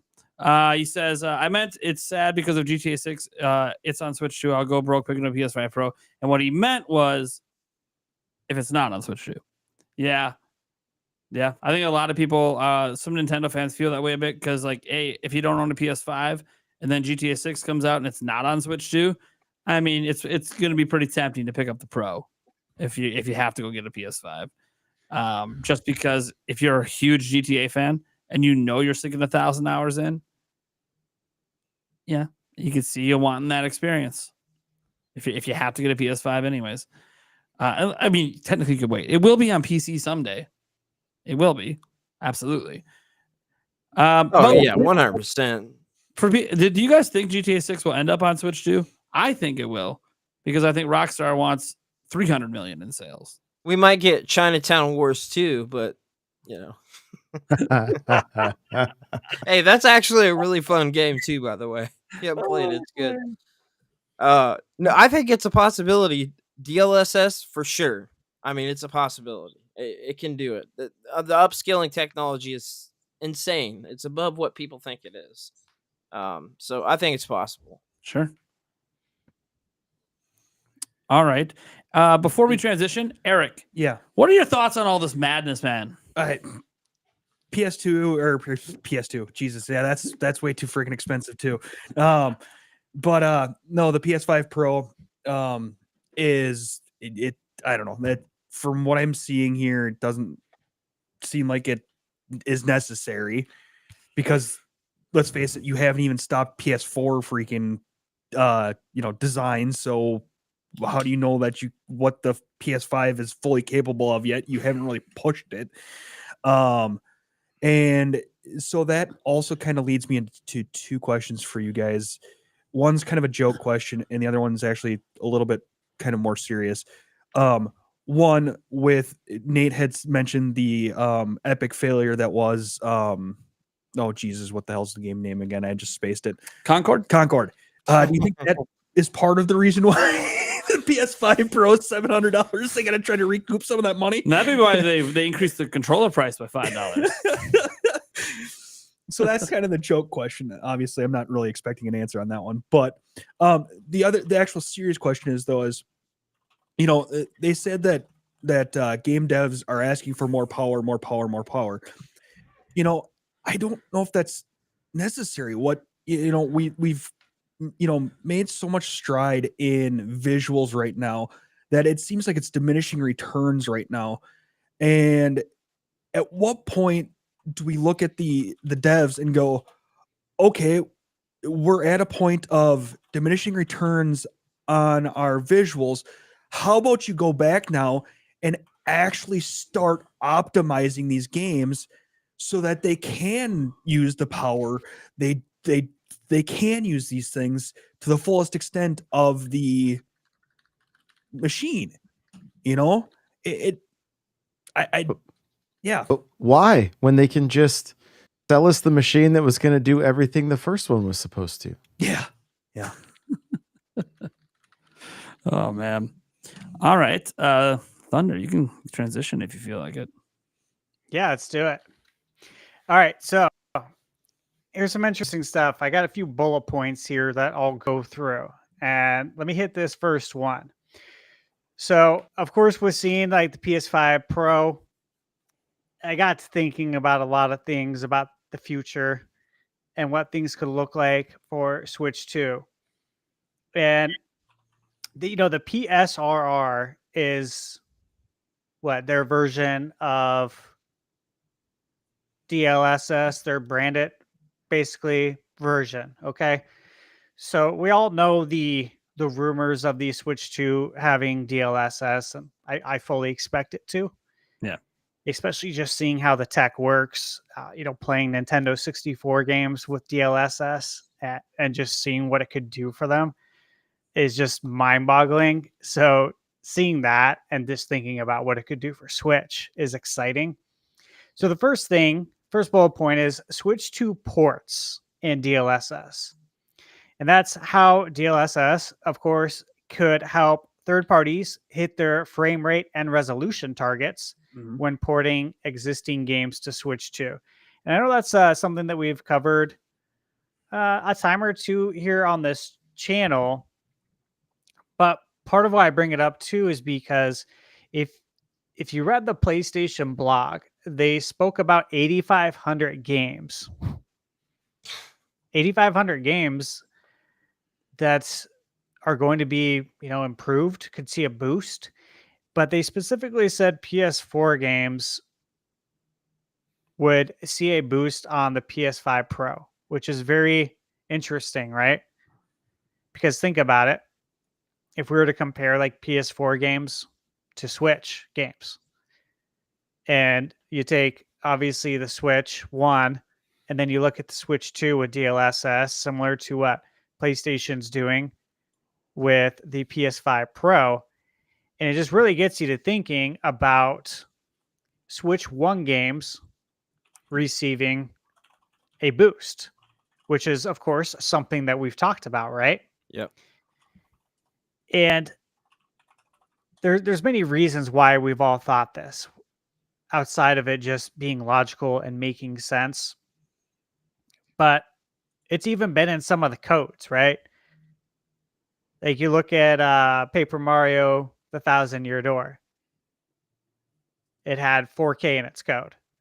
Yep. So you still look at stuff like that. We talk about Metroid Prime 4. We've always discussed whether or not that was going to be a Switch 2, Switch 1 release, where Switch 2, it's going to be obviously a lot more improved. And there's just so many parallels here that you can look at. So if Sony can upgrade, older PS4 games, what could Nintendo do? What can they do with Switch 1 games? So I'll kind of leave it there before I touch on this last bullet point. What do you guys think about this? I think it's something that's very doable and it should be done. I think it just should be done. It'll help improve all these games of the past, and I don't know why they wouldn't. I can't think of any reasons why they wouldn't do it. Maybe somebody else knows, but I mean, Metroid Prime Remastered. I'm laughing at something I should be laughing at. Just keep going. You're good. No, I mean, just seeing some of the boosts in these games, like Tears of the Kingdom and Breath of the Wild, where we get, like the lag and some of the jank here and there, getting the boosts in those games would be phenomenal. Yeah, 100%. What do you think, Josh? It as long as it's making the games that are new look as best as they possibly can. That's like, I feel like what has hindered this generation so badly, especially with the next gen consoles, is that like nothing's been spectacular. Like I said early on in the show, and so if this all helps the games coming out looking great, looking sharp, making everything run smoother, and that's great. Like, I don't know, like, kind of like Game Junction said earlier, like we aren't, especially as Nintendo fans, we're not necessarily out here looking for the highest fidelity and all that kind of stuff either, right? Not that, like, Mario Kart 8 and Odyssey and plenty of the games, like they look amazing, but I think it's kind of like, I mean, you even think about, like, NSO, like, how much time do we spend playing that? How much time are we going to spend going back and I've also got to think a little bit, though, outside of the box, because there's going to be people that are going to be brand new to the system that will then get the best, or even brand new to the Switch library, that could potentially then get the best experience with that, which I do think that is a good thing as well. So, but I think the most important thing is that whatever tech is going into this thing, that the current games can look as good as possible and not have anything holding that back. Because the whole conversation in my mind around the PS5 Pro and all that is that they're essentially giving us what they promised early on, and everything's had to be dumbed down for where the install base was. And so I just don't, and we don't know what Nintendo's doing. Like, are we going to see a bunch of overlap? Like, they've kind of said they're going to look at this launch in a whole new way. Like, is there going to be multiple versions of Mario Kart X or 9 or whatever they end up calling it? Is there going to be like, or are they going to do what the other companies have done and like, well, we're still going to make it like, is it going to be a new 3DS versus the 3DS kind of thing? Like, and I really hope that I hope as a gamer that that's not the case, but we also want to see the company making money, because then they continue to make, then the games continue to come out and, and all that. So, yeah. But to answer your question, I think ultimately for the people that are going to experience some of those games for the first time, yeah, make them look as great as possible. Yeah. Well, one thing that's interesting, Josh, is that so DLSS has been used primarily and almost exclusively to help port games to other consoles and get them to hit their targets for frame rate and resolution, right? It's almost like a patch in a sense, like that you can apply to get them to hit those targets. And so from what we're hearing, right, Nintendo is going to be doing this with game development in mind from the ground up. So this is going to be very interesting just to see like how they use it, because it's not going to be exclusively just for, hitting resolution targets and frame rate. Like it's going to be other things, probably going to be a little bit of ray tracing as well. It's going to be very, very interesting to see how they use it, what they're going to be able to achieve, like building games just from the ground up. And then especially you got to look at it, and we've talked about this before, but just the technical wizardry at Nintendo and, with like Retro Studios, Monolith, it's going to be really interesting to see what they can pull off, with some, with something like this, because it's been a long time since Nintendo has had any sort of like future tech. Sure. Yeah. I mean, Yeah. you think about it. We had the Super FX chip, which really changed the game. It did. It totally did with Star Fox. Mhm. And what they were doing with Donkey Kong Country in 1994 literally changed the game. So that was a big deal. You look at the expansion pack on the 64, it made it look better for sure, but not a huge difference. And that was to, try and probably catch up a little bit and be able to get some of these games to run on the 64. Mhm. But all throughout the Nintendo history, its graphics have never been the name of the game. They Right. really haven't. There's been rare instances like the ones I named where they try to do something extra for it. And it's like, this will be interesting to see what they can do from the start with like some actual really good tools in their tool belt, right? Well, I think another game worth noting was Resident Evil on GameCube, Oh yeah. right? I mean, that was like, Yep. I think we were all kind of shocked by that. And as you're talking about this tech, the only thing I hope can happen is when I'm in first place in Mario Kart, I can look back in my rear view and see Mario's face in the reflection of that blue shell before it hits me. That's really Could you imagine though? I mean, could you imagine Mario with ray tracing? And I just, what's it gonna look like for real? I just think about it. I'm like, what is this really gonna look like? You know what I always look forward to? And it's funny. This goes back to like the 64 era. You guys might be on the same page as me since we're all old, but did you ever like look forward to what water graphics look Always. like in a game. Always, yeah. That's Every all we single cared time. about. That was it. That was the highlight of everything. I How would- real does the water Totally. look? I would Yeah. just go jump in the pond there before the castle. I would just swim around. That's it. That's so funny. Like, I think we're all like that. Yeah. That really told you like where we were at in the future of gaming Like was how good the water looked. the fishing in Ocarina of Time. Oh my gosh, man. Yeah. Had me hooked. Well, and somebody in chat said it. Let me scroll back. It says, "Have you seen the state graphics in Mario Party Jamboree? Switch 2 is not needed." Like we've gone from water now to how good does steak look in games at this point. Oh my That's god. awesome. Oh, but that steak looks delicious, man. It does. Oh, It does. I just think like all I care about with all this stuff is 60 FPS consistent. Yeah, so yeah, That's all I care. frame I rate. care more frame about rate. that. Yeah. Frame rate than the resolution.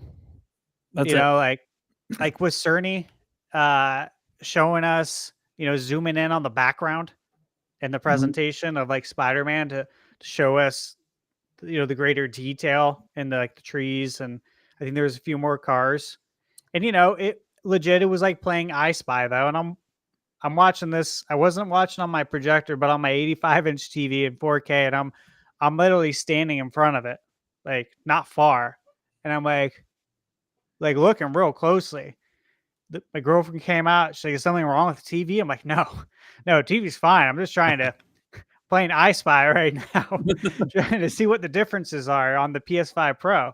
And she looked. She's like, I don't see anything. I'm like, yeah, I know.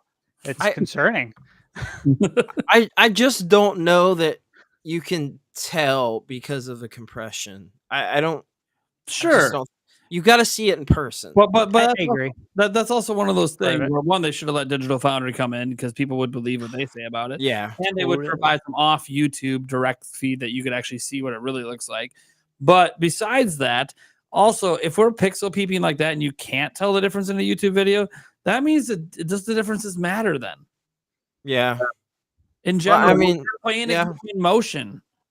You're not It's- you're not pixel peeping while you're playing. No, you're not.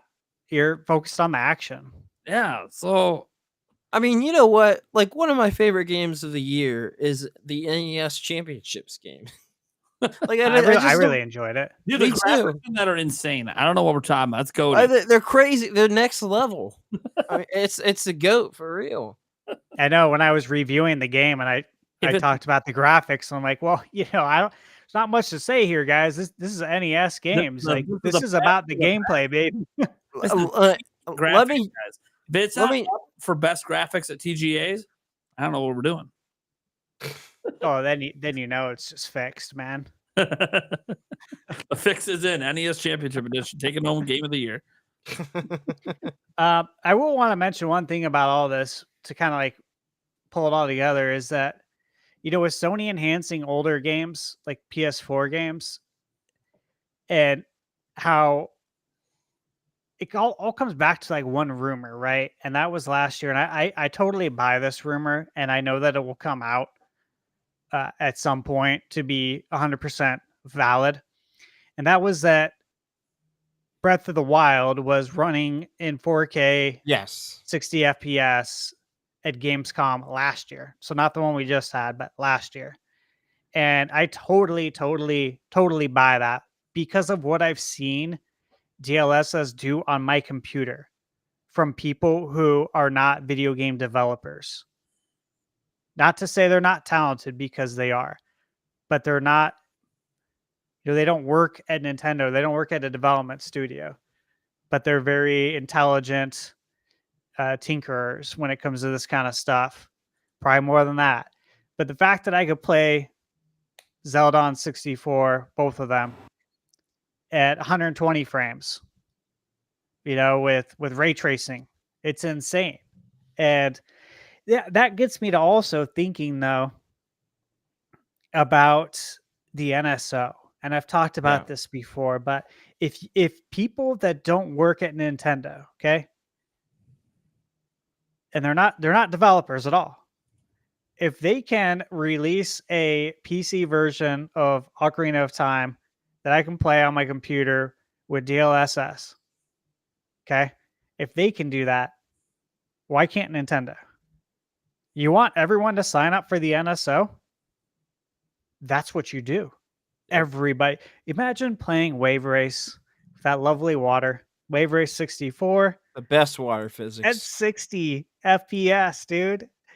It would be so easy. In fact, I wouldn't be surprised if the people who do this eventually do that. But the thing Yeah. is that other people are out there doing it, and Nintendo could do it, and you can profit off this because so many people will sign up for NSO. I'd be all over that in a heartbeat, and improve resolution too. So I just feel like the sky's the limit, and I think people are underestimating. Not so much, not us, not people in chat, but I think the world in general. We just don't understand as a whole how AI works and all the things AI can do, and they don't understand yet how DLSS works. That's the problem. I think a lot of people, like, sure, regardless, you can complain about the price tag, but I think people just don't quite understand what that is and what it does and how big of an impact it really is. With the PS5 Pro, like, people just don't get it. They don't understand. They You know don't know what it what reminds me of? what's that? 1995 to like the year probably 2000-ish. The internet. Yeah. When the internet came out, so many people didn't latch onto it because It's a fad. it's a Yeah. fad. Yep. They don't understand it. They don't understand what's a web address, what's an email. I mean, these are all like, for the young, for anyone that's in chat that's younger, like these are all like super real, legit questions that plagued everybody. But there were people that did understand like the internet and how computers worked. And if you did back then, you were kind of a rare breed in that sense. And what I'm seeing and what I think we're going to continue to see is the same thing with AI. Yeah. Like no one cares about the DLSS rumor because they don't understand it and they don't understand the capabilities of it. But man, this thing could be like, I think it's literally going to be game changing. And I mentioned this probably maybe one of the first podcasts I was on with you, is that I think that the DLSS is going to be huge Yes. selling point, as in like what it can do for the backwards compatibility factor. I think the whole backwards compatibility in DLSS is going to really be a huge selling point. I think it is too. And another thing that I thought of, because I've seen some people talk about it on Twitter, they look at the mention of AI in the video games as a negative, and they just don't understand at all. The people are scared of the term AI. Like it scares them away. Well, they There's are, a because it's lot- going to take jobs, and it already is. I mean, it is, yeah. And I live in like a very conservative area where nobody likes AI. They don't want anything to do with any new technology at all, right? Like, Yeah. so I see it all the time, and they just don't get how it works for video games, for video game development, and for video game consoles, PCs. It's an absolute game changer. I mean, it's a bigger deal than people think. I actually, right before this podcast started, I actually put out a short about the PS5 Pro, and I kind of defended some of the points of, hey, you don't quite understand what this is, and that's okay, but you'll see it when it comes out. I'm not defending the price because the price sucks, but Will we see it though? well, I don't know. I mean, I don't know. Because Will we? Best Buy's a shell of itself, man. Back in the day, you go to Best Buy and they'd have the latest tech out there on display for you to Yeah. interact with. Yeah. They don't care. They stopped doing that years ago. I don't even They go. do I don't that. even go there anymore. I don't I even go to remember Best Buy. testing the PlayStation VR there. Yeah, I did too. Yeah, I did yeah. too. But I had to accept like an invite, and it was weird. You Yeah, know, it yep. was like scheduled. Yep. And I just don't see like where am I going to be able to see it? There's no kiosk anymore. Like in that sense, like you think, I know there's a kiosk at like Target. I only know that because Mike Odyssey said something about a Zelda video being on there maybe a week ago. Mhm. And here's the thing, like you need the proper TV to showcase this too. Yep. You do. really think that GameStop is going to purchase a 4K TV with a VRR and 240 hertz processor Nope. to be able to show these games running with VRR at 120 frames per second in 4K? No.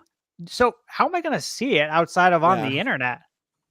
And if compression's an issue, how am I going to get sold on this? It's like growing up, you know, only a few people I ever knew had like a TurboGrafx 16 or a TurboGrafx CD.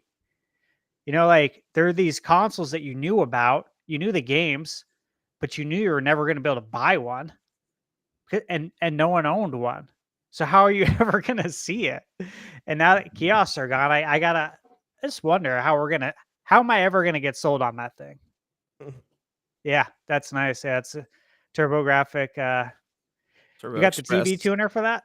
I do. Yeah, that's I got it over How here. many in the channels bag. you getting? Nothing, but I did play the Nintendo Wii on the screen. I've got all these cables to make it all work. But And the dream was to always watch live sports yeah, on the Game Gear or one of the handhelds back in the day. there's actually somebody that's done a mod for it where it uses like I think it's like I don't know the term, but like an RF transmitter or something, so they can get Yeah. like video signals on here wirelessly. So I want to check that out because I like all the modding and weird stuff with retro consoles and things like that. So getting a little off topic, but you know. It's all right. Happens. Is there anything else you wanted to bring up, Thunderstats, before we move on?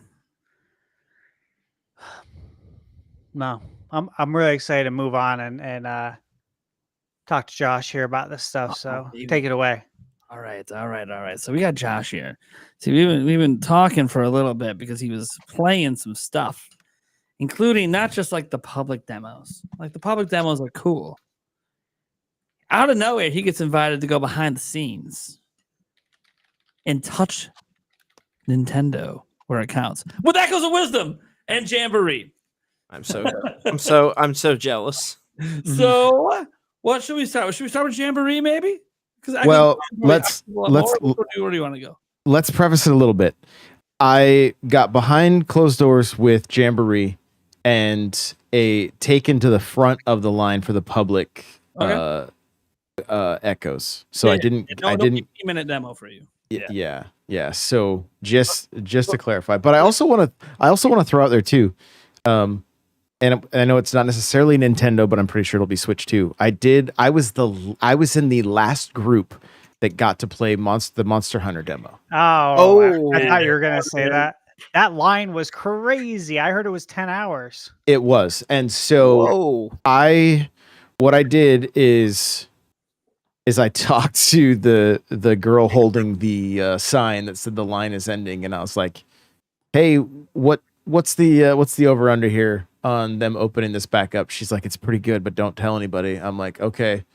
So I just hung out in an area that was kind of more open, and then eventually moved to where they were potentially going to open the line. I was number 2 to get in and try. I was out of there was 12 people that got to go in for the last session, and so I did play that as well, and I got to see firsthand Hello Kitty Island Adventure as well. I didn't have to sign the embargo for that one. That was but it was behind closed doors as well. So that's what we really wanted to know. I figured That's the real stuff. All right. Well, then let's start with Jamboree since you got to go obviously behind the scenes with that one. Okay. So how's it feel? Like Nintendo's sort of claiming that this is like potentially the best or at least the biggest they've ever done. So like, how does it feel? Like, did you play other Mario Party games in the past? So, like, how does it feel compared to that? Or is it fun? Is it good? Are the mini games good? Like, what are we doing here? Okay, great question. So, I've probably played every Mario Party, including the handhelds, and maybe there's Hey, no audio, please, man. There we go. Got it. I got it.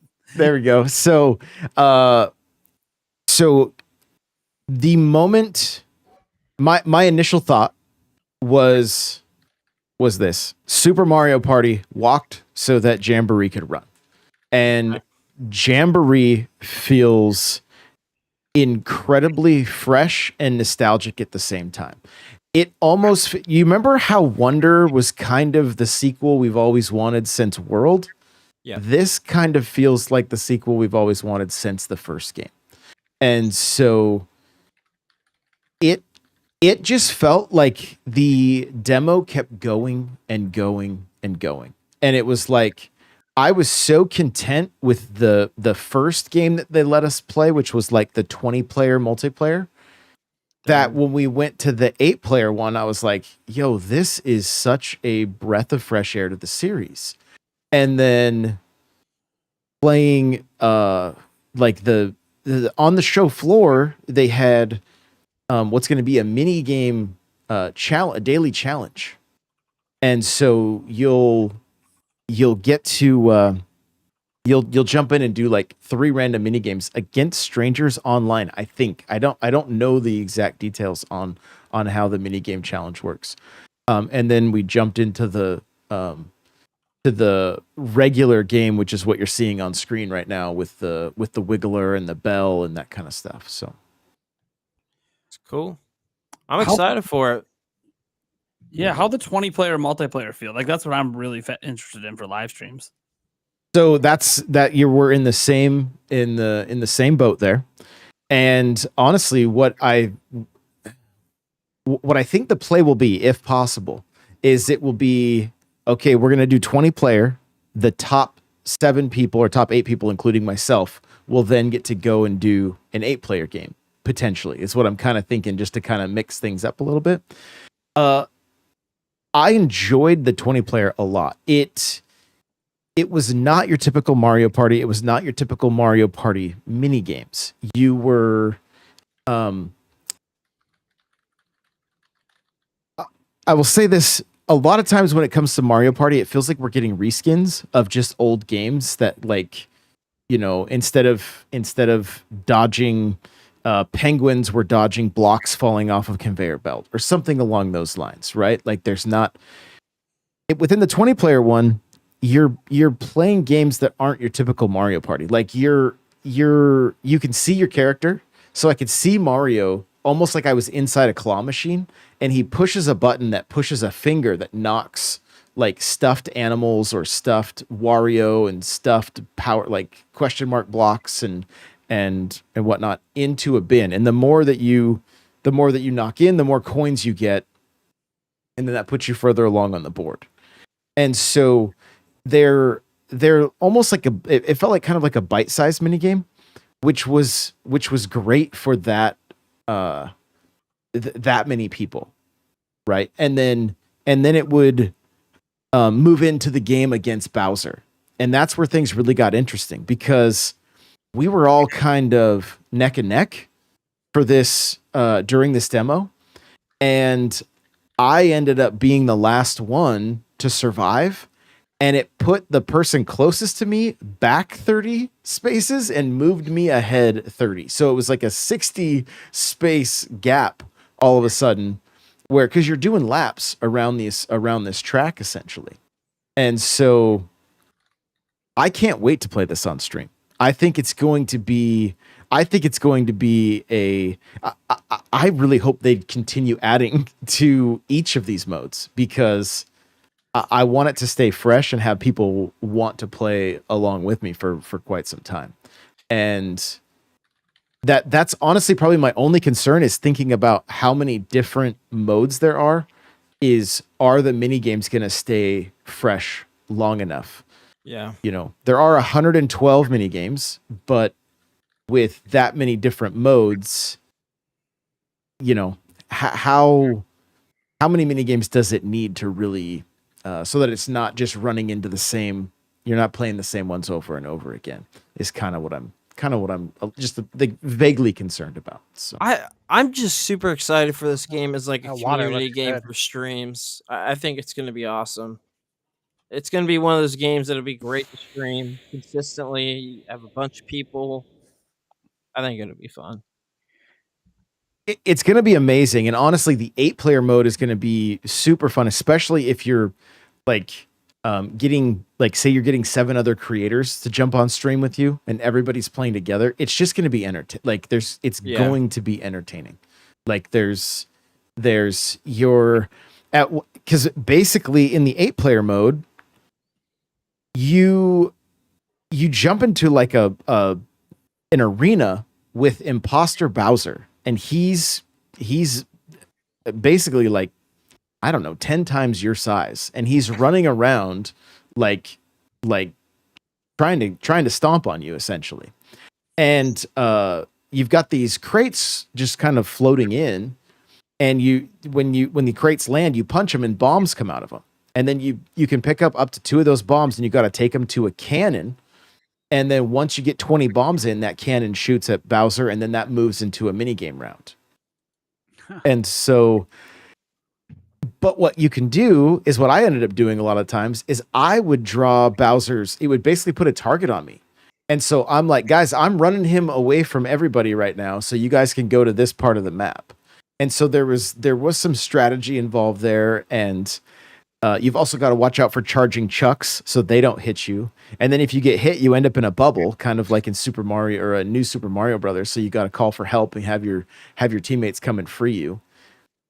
But then when you jump into the mini games, you're playing not only to like you're playing for like the S rank, because if you get an S rank, you get power-ups that you can use against Bowser. So you might, if you don't do super well, you might get a banana peel. And then you can throw that banana peel in front of him, and Bowser will slip and fall, and that'll give you time to try to go and get some bombs while he's incapacitated. And then there was like the Nintendo rep kept saying it's not the power glove, it's like the hyper glove or something along those lines. And we didn't do well enough in our mini games to get the S tier, so we weren't able to see that one, unfortunately. But again, like, felt fresh, felt new, it felt familiar, and it felt like it took all the best things from Super Mario Party, because there were good things about that game. I know the online kind of was like the shadow that made everybody kind of frown upon that game. But a lot of them, and the single Joy-Con, right? But besides those two things, there were some good elements to it. It felt like it took all of those and just ramped it up, and it just was a really good time. Yeah, sounds like it. Is there any like mini game that stood out to you as like your favorite? So yeah, right on the show floor, the first day, you basically, it's 4 people with a pro controller doing that mini game challenge, and you are. The first mini game is you're looking at 4 buttons. So all you do is hit the A button to jump on or the A button to jump off. And in the center is essentially something that can spin up to 4 times. And so on each of the places, there's either coins or bombs. You want your team to get coins. You want the other team to get bombs. And so it's like, okay, well, if it moves twice, are we going to get coins? And if it moves 3 times, what's that like? And so it's this mind game with the other team of like, are they going to jump at the last second, or are they going to stay on?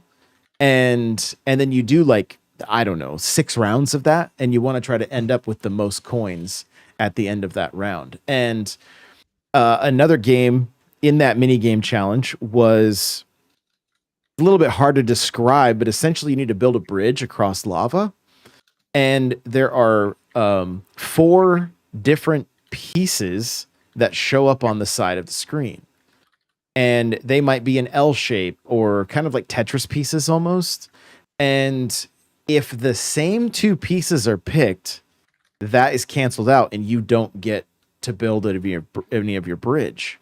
And so, you might have three pieces, like a 3-piece, 3 blocks that would get you the furthest, but you're thinking, like, I know that we were thinking, okay, everybody's going to pick that one. So then I picked a different one. Well, then the same person, or somebody else picked the same one that I did, and only one person picked the 3, and that moved them much further across the. So it's like you're trying to move your piece, but you're also trying to block people, and it's just a lot of mind games. It's not just your typical like trying to run around and stay on the board.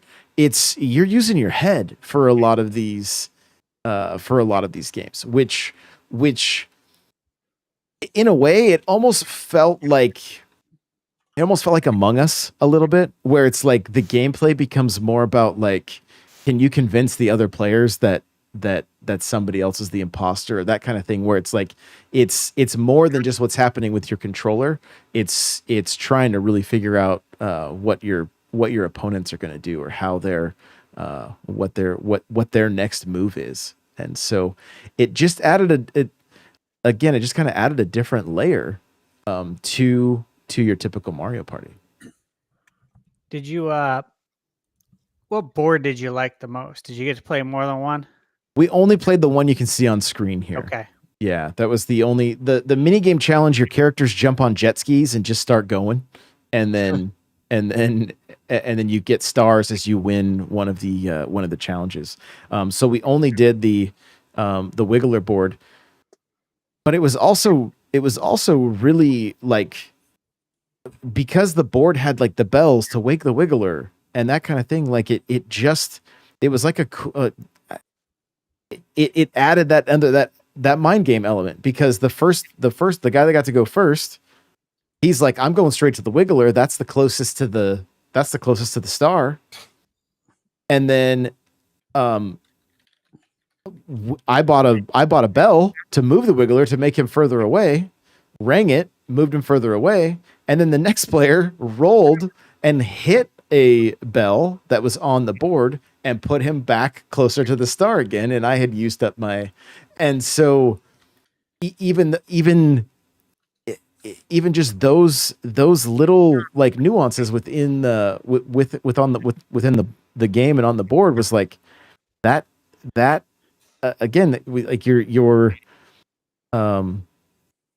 I probably should have used the bell later, right? I shouldn't have used it right away to see how the other players ended up. And so it just, all of those little elements, just those little tweaks. And I know other Mario Party games have had different items on boards and things like that, but it was just immediately like, it just added another challenge, if you will, or just one more thing to think about, even while you're just maneuvering the board, versus like usually it's kind of mindless and you're just hitting your dice and moving on through. And so it again, it's a level of freshness, which was great. So back, during the 64 era, played a lot of Mario Party, a lot of broken controllers. Yeah. And I really loved it back then. And throughout the years, I wouldn't say that, I guess you could say it hasn't been the same. I haven't played it as much. And it's probably has something to do with my age as well. The age I was then, and being busy with life, work, and all this stuff. Just, we didn't get together as often to play Mario Party. But just based on everything I've seen from the moment this was announced, it just gave me those vibes of like old school Mario Party more than any of the other, I think, Mario Parties kind of in between. And do you think that's accurate? Like, do you think this is a Mario Party that could really bring back people that appreciated Mario Party back in the day, but just haven't really played it a lot because it felt kind of same? So part of the reason I said I feel like Super Mario Party walk so that this game could run is the Yeah. amount of sales, right? Like Super Mario Party sold incredibly well. And so I think what it did is it showed Nintendo just like this game is worth the development cost, right? And not just a reskin, but really like examining what is happening in modern multiplayer games, and then how can we put the Nintendo spin on it. So 1,000%, this feels like the Mario Party that fans of this series have wanted forever. Like it doesn't feel like a flash in the pan. This feels like a game that we could be playing for a very long time, and that honestly I hope is supported for a very long time. You think it comes to Switch too, like with an upgrade, and make it an evergreen Mario Party? No, I don't think so. It's one of those things. Like this would be one of the series that, you know, that Nintendo could like, and especially with as vast as this is, could experiment with battle passes and things like that. And I know that people hate that, you know, even the thought of that, but there's so much to this, and it felt so good that I want to see this go for a very long time, because I think people will really, really enjoy this game, and it will get played for quite some time. I think Astrobot and this game are going to be duking it out for Family Game of the Year at the Game Awards. Wow. You know what's funny is I love Mario Party, and the only Mario Party I played the GBA one, I played the DS ones. The only one I didn't like was Super Mario Party. That's the only Mario Party I did not like at all. So hopefully this is a big jump from that. It sounds like it's going to be. What do you think you didn't? Do you think it was motion controls?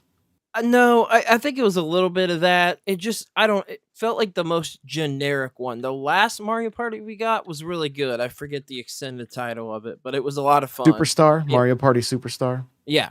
Yeah. Me and Which my was daughter essentially a loved it. collection, right? Yeah. Like it was a Yeah. collection of older games and Yeah. older boards. And I don't know what it was about Super Mario Party, but it just did not grab me at all.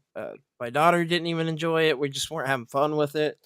The motion controls are part of the problem, but I just think in general, like the mini games, just the new ones were not creative. It felt like kind of a throwaway cash grab Mario Party, the first one on the system type of thing. But you know, I don't think it was a terrible game. It was just probably my least favorite. And you know, I even played like Top 100 on 3DS and you know, Island Tour and all that jazz, and loved all those. And I think you probably share a similar opinion to a lot of people. And when it comes to Super Mario Party, but I think again, I think the sales numbers are what really showed Nintendo that, hey, if we like there's a lot of talk about like the Switch winding down and you know the releases being a little weaker. I think this is going to be one of the strongest releases we see in the final days of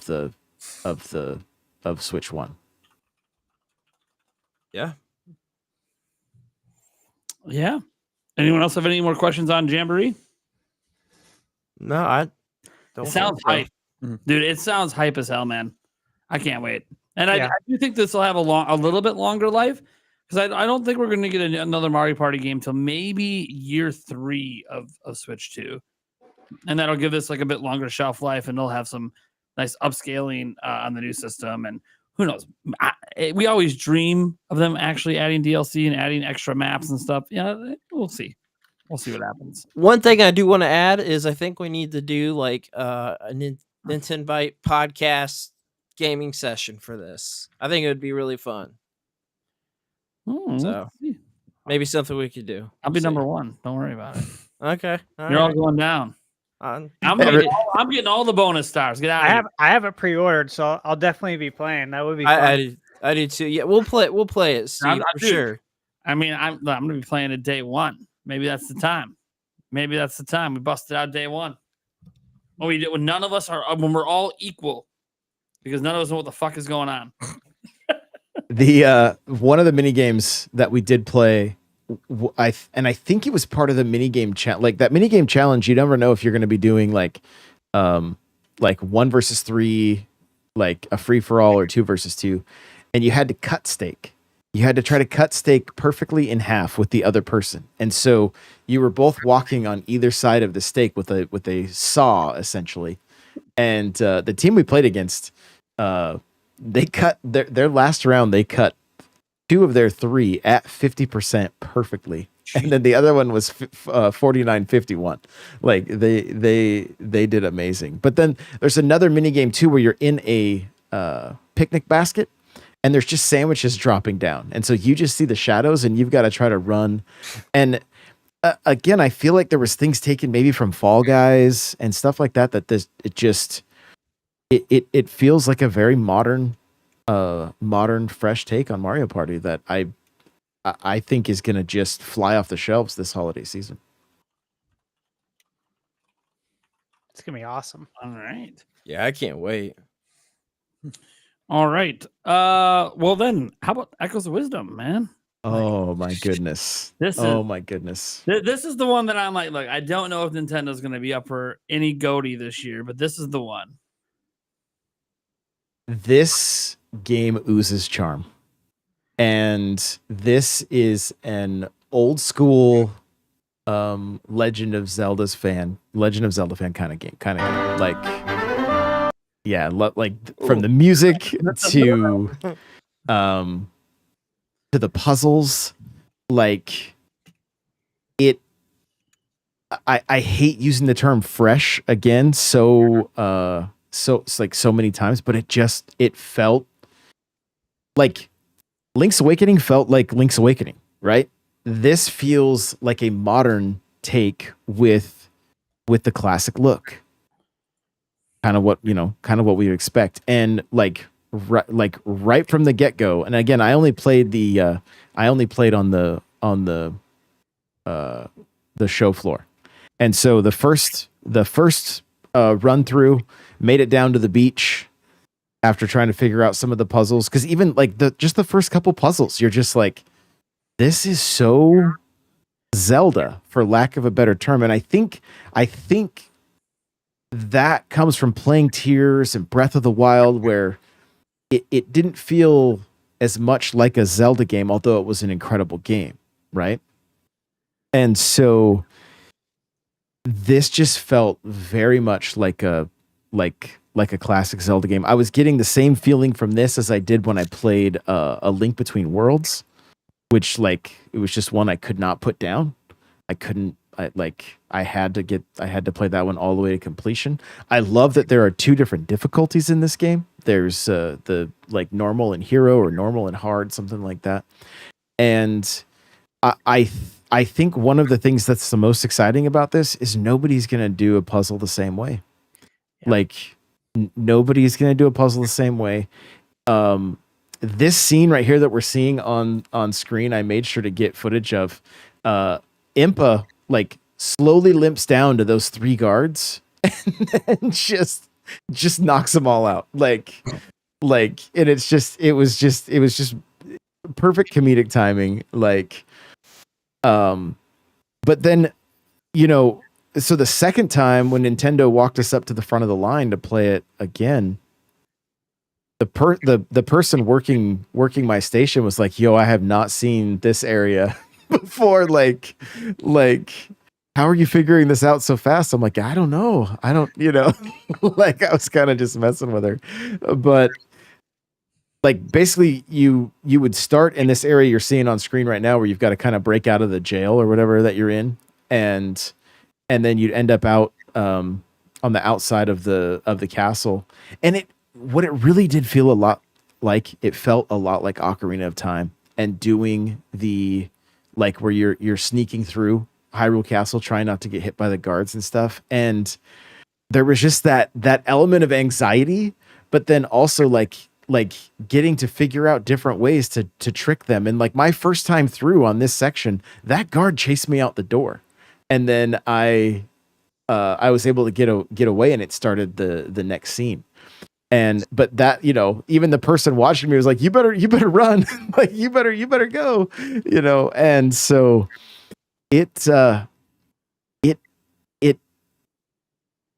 I think, and especially the day that PAX started, they announced that the sword was going to be available, kind of similar, but not completely just there all the time. Kind of a Tears Breath of the Wild style, where it's like you've got it for a short amount of time, but not the entire game. And at first I was like, I hope that's not a mistake. It definitely is not. It is definitely not a mistake. The way that you play with these echoes and the like, just getting to experiment, like the gameplay it's like perfectly timed so that you can create something, have it fight for you, use it how you need to. Like if they wanted to make this any faster, it would have been a little rough with the echoes. You would have been just wanting your sword the whole time. But I feel like they just like really nailed the sweet spot with this one. And it's I had a smile on my face the whole time. Like I can't wait to lose myself in this game. Yeah, dude. It looks incredible. Steve, you got something? No. I saw you put your hand up. I was like, what are you doing? You tagging yourself in or something off the top rope? Right. No, man. So what is the thing that, like, how did it feel doing the echoes? I feel like that's what people are really like, because that's the core gameplay, right? It's all about the echoes. It's all about the echoes. You obviously didn't get to do the sword link thing that was in the extended demo. So sword Zelda, whatever. People keep saying that it looks like Link. It's whatever. It's an echo thing. I don't know. So how did it feel to like do all the different echoes? Like, was there like just infinite possibilities, or I don't know if you guys were like me, but like when you first saw the trailer and we saw this gimmick, if you will, like I was a little bit underwhelmed by it. I was like, is this gonna have like enough adventure aspect to it versus just or enough action to it versus just the adventure side of it? And what I really love about this is it feels like they are really pushing towards Zelda being wisdom, and the way you have to figure this stuff out and use these echoes accordingly. And what you're seeing on screen right now, where she fell down that well, that's as far as I got in the demo. Like I made it into that little town and I made it to that well. But I think where with Link, you could kind of brute force yourself, your way through most things. And obviously like you had to do the puzzles so that, you get the hook shot, and then the hook shot would allow you to move. Like, I think we're going to have those moments all of the time, like over and over again, because it's going to be like, oh wait, if I use that, like, it's just kind of like using the beds to like build bridges and staircases and that kind of stuff. It is like, oh, let me think about it this way. And I think they gave us some of those elements in Tears of the Kingdom, where it's like, I spent 6 hours trying to build a 2-phase rocket so I could get to the top of the water temple without doing it the way I was supposed to. And I succeeded. Nice. That's fun. And then got locked out because I didn't have the person with me that needed to open the door. But I was at least able to get up to the shrine up there so I could fast travel back up there again. And I think it's going to have those kind of elements just in bite-sized pieces with this game. And so I don't think it hinders gameplay whatsoever. When I saw the tweet that they put out, I think it was yesterday, where she brings up the echo and then creates a bed and goes and lays down while the thing and regenerates her hearts while she's laying down, while the Echo took care of business. Like it, that like it's those moments that we're gonna have over and over again, and I'm here for it. I'm here for it, and I think everybody, I think Zelda fans are gonna be pleasantly surprised by this. I think we're gonna want more Zelda games playing as Zelda because of this game. Interesting. And I played it for 15 minutes, mind you. You mentioned that Zelda is like wisdom in this game, and I want the chat to know as well, especially for any of the youngins there who didn't witness the greatness of the Legend of Zelda cartoon. But if you don't, I thought you were about to go CDI for a second. I'm like, whoa, now. No, like in the intro to the cartoon, Zelda tells Link, like, this is the Triforce of Wisdom, and like that's the Triforce that they have in Hyrule Castle, and Ganon has the Triforce of Power, of course, and Link, of course, would eventually get the Triforce of Courage, Power, Courage, and Wisdom. And so it's interesting because, the Triforce has been like so vacant for how long? I mean, a long, long time, right? Yep. And there was always those rumors of the Triforce being in Zelda on 64. And, that I think the Space World demo, like, had a Triforce in it, and it's actually in the code to have a Triforce. So you mentioning that, and obviously with the title Wisdom and the Triforce of Wisdom, I'm really wondering if the Triforce is like going to make a comeback in the Zelda series. What do you think? I think there's a very real possibility, and I think one of the things that has been true with the Switch is so many of the games that have come out have felt like love letters to the fans, and not just like the next version. Odyssey was a love letter. Wonder was a love letter. Like, so many of these games, that's what this game like really, really feels like. It feels like it's getting back to the roots. And I think getting back to the roots means we get back to the Triforce. That'd be great, because like my first Zelda was Zelda on the NES. That was the first game I ever got with my own birthday money, and I still have it on my shelf. My original one, I think I probably got it, I think, in 1989. But I absolutely, love the top-down Zeldas. I love it. When I first saw the trailer for this, I'm like, dude, this looks like, it reminds me of Tears of the Kingdom with how you solve puzzles, how I can do it different and you can do it different. We can all do it different and still solve the puzzle, but top down. Yep. I was like, "Whoa, this is crazy! Like this could be really, really special." And it seems like it's going to be. You mentioned briefly, I think you mentioned the music. One of the things I love most about Zelda games and just video games in general that do it right is video game music. Absolutely love it. Big fan of all the Zelda soundtracks. How's the music so far from what you heard? So the unfortunate thing is the music I just heard is what you heard when this started, and on the show floor there weren't headphones, and the TVs were not very loud, so it was okay. There was not much as far as getting to hear a lot of the soundtrack, unfortunately.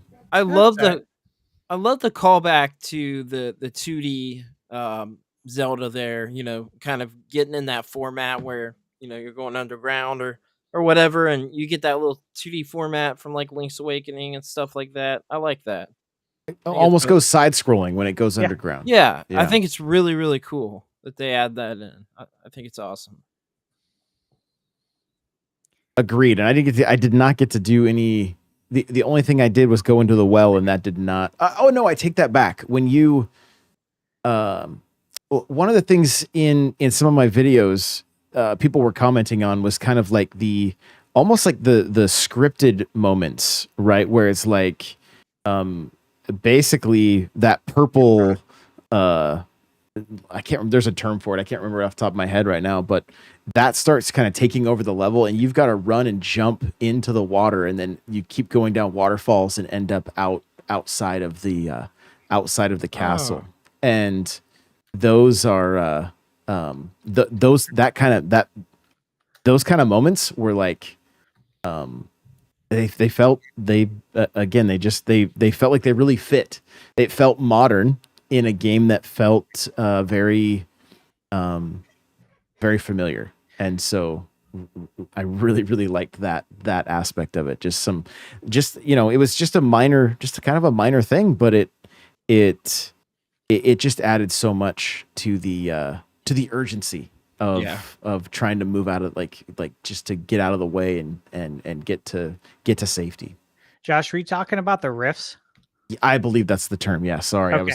I had to look it up too, because when you said it, I'm like, I know what you're talking about. Now I have to look it up, because of course, if you don't remember, I'm not going to remember. That's just some reason how that works. But I was interested in hearing about the rifts and, you know, what all it entails.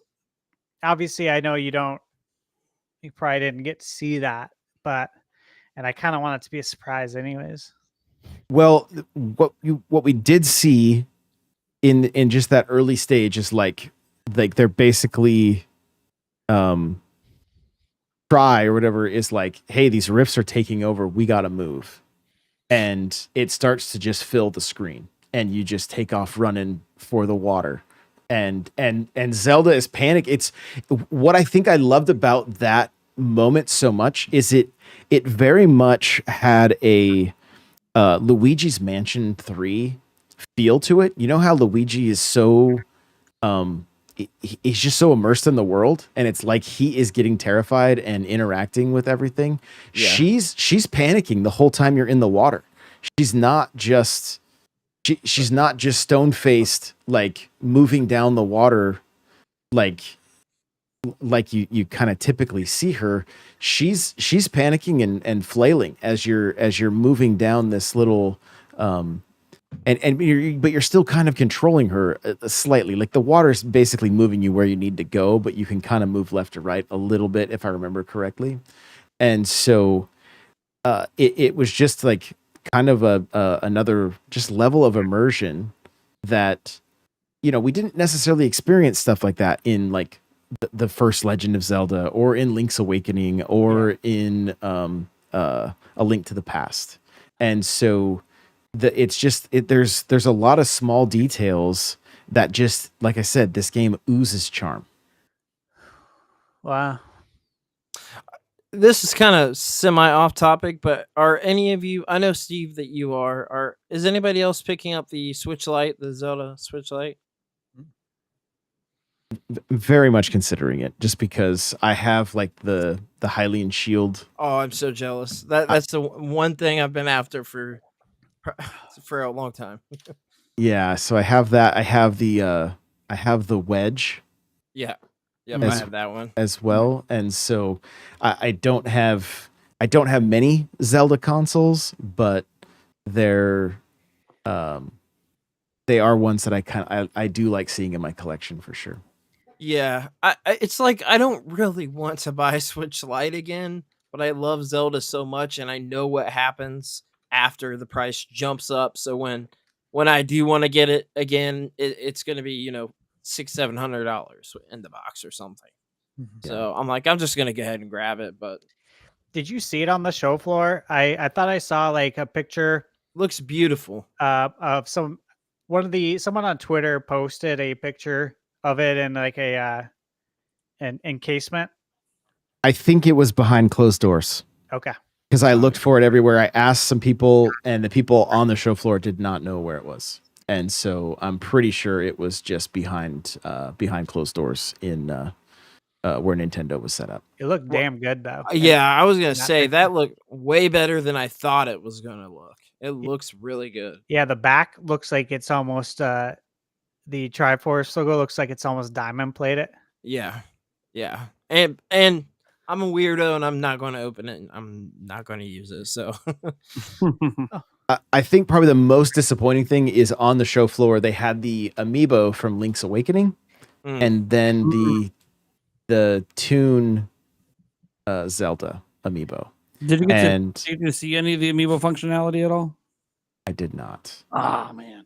Yeah, I was gonna ask you still what don't you know. thought about amiibos coming out for it, because so once it went up for pre-order, like right after that, maybe I think hours later, tweets started going up from like Wario64, Mhm. and Yeah. like Best Buy had got those amiibos you're talking about back in stock, so they were reprints. They'd been out of stock for probably a year or two, and so it was like, okay, I already have these. And I'm like, I'm wondering, are we going to get some?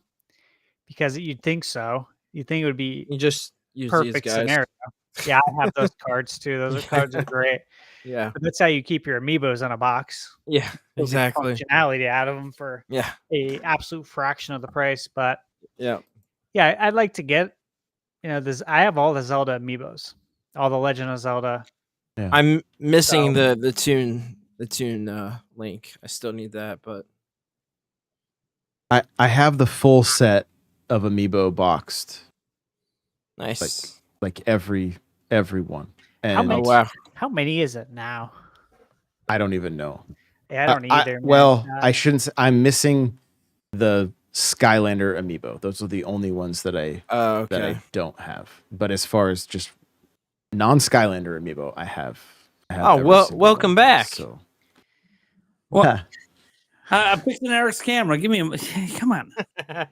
but I think it was I am. the most disappointing thing was just not seeing because Nintendo was giving away a pin, right? With that had Zelda, and they were like, you could go and scan your QR code as many times as you wanted, and they would a QR code each day, and they would give you a pin. They finally ran out on Monday. But that would have been cool to get. But I'm supposed to be getting one in the mail from someone, but I don't know. Nice. Yeah, I have a few extras, so we can talk after. I may be able to hook you guys up. So Nice. Hell yeah. Yeah, I'm down. But at E3 2019, when they previewed Link's Awakening, they gave away the keychain of Link. Yeah. And long story short, I was too many meetings. I couldn't stand in line to play the game. And as the show came to an end, I just happened to talk to a supervisor about the job that one of the gals did there when I did my interview with her for Marvel Ultimate Alliance. And he was like, "Yo, thanks for that feedback," and shook my hand and had that keychain in it. And he's like, "I'm not supposed to do this, but enjoy, my man." And I was like, "Yo, okay." So I was really hoping to get on my shelf have the other keychain next to it. So Are any of you guys lucky enough to have the Twilight Princess trailer carts for the DS? I assume no. That thing is absolutely crazy price. Oh my god. Look at this. Oh, What? Where's In-N-Out mine? burger delivered on a plate. What the heck? Oh, look at that, baby. Oh, what? burger, but I would Yeah. totally destroy that if it was in Right. front of me right now. Thank you, babe. I'm on a Look at diet too, man. That's I what they want call that. love. That's what they call love right there. Oh, she expecting a tip? Oh, Okay, thank you. If you gotta leave to properly thank her, I understand. Oh, I'll do that later, after hours. There it is. Oh man. So we actually have there was 2 new commercials just dropped while the podcast was going on. So we got some new Oh. footage to look at. really? Yeah, so why don't we take a look here? Make sure I click on the right one here. Here we go. My randomly scrolling through Twitter actually did something for the Yeah, podcast. this Eric time. added to the show today. Look at that. Yeah. Here's one of them. ゼルダ姫の冒険が We'll turn the volume down a little bit here. All right. 始まる。あ、魔物。ちょっとお邪魔して、壺を借りて、肉も so 借りて cute.、ついでに鳥もお借りしちゃおう。 Let's go. 肉でおびき寄せて。 You listen to the audio version. I just have to check the video version and know what the hell's going 持っ on. てきた。危ない。この子も借りててよかった。何を借りてどう使うかは自分次第。 I saw Poe in 任 there. 天堂スイッチ You ゼ can ルダの伝説 okay, 知恵の that's 借り物 cool. スイッチライトも同時発売 All right, so that was one of them. Then we got this one here. 勇者リンクよゼルダ姫を救い出すのだってあれゼルダ姫が主人公 Yeah, I love this. 裂け目に飲み込まれた人々を解放するためにゼルダ自ら冒険の旅へ勇者を失った世界で姫が平和を取り戻す任天堂スイッチゼルダの伝説知恵の借り物スイッチライトも同時発売 Every little morsel of footage for, by the way, guys, that's just basically a preview of what my video tomorrow is going to be. Every little morsel of footage of this game is just incredible. I agree. Beautiful. I mean, all the character designs, I just love them. Mhm. They pop out and they look great. Dude, I don't even know. Man, I'm just, this game, I just can't, I smile every time I see it. Yes. I can't help it. Yeah. It just looks perfect. Well, after Link's Awakening, I mean, how many of us were hoping that we would see the Oracle games come out with the I'm same still hoping. art Still style, right? Yeah. And Oracle of Ages is in my top 3 Zeldas of all time. I freaking love that game, man. Oh, man. and this, I mean, I feel like this game is scratching that itch, and hopefully we continue seeing it like looking like this for a while. Like, I love I it. hope. I hope, yeah. Shit. Anyone have any more questions on Echoes? Dude, I can talk about Echoes of Wisdom for hours. I could too. Fucking love this game. I just can't wait. Yeah, I'll be day one live streaming that one, guys. Don't worry about it. They do, you know what's nice about Nintendo moving the release dates to Thursdays? It's one of my stream nights, guys. Pretty Heck freaking yeah. convenient, isn't it? There you go. Sure is. What are we, like 2 weeks away? Yeah. Yeah, literally.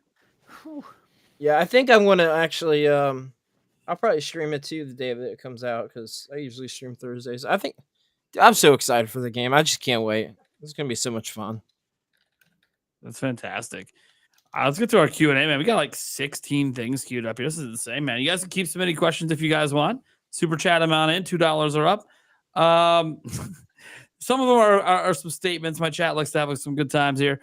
We got a Demonic Brawler coming in saying, things are getting real and the ninjas are lurking. They're lurking out there. Well, I've heard some stories, man. The ninjas, they're pretty legit. They're not as scary as they sound, but they're also pretty fucking serious. So you definitely don't want the ninjas knocking at your door. It is not a good time. Taker610 that says, speaking of Goonies, have you guys seen the video of Corey Feldman attempting to shred on guitar? It's hilarious. It's the first no guitar skills solo. Sorry. Yeah. It's hilarious. He's not even actually playing guitar and it's not plugged in. It's funny. Yeah.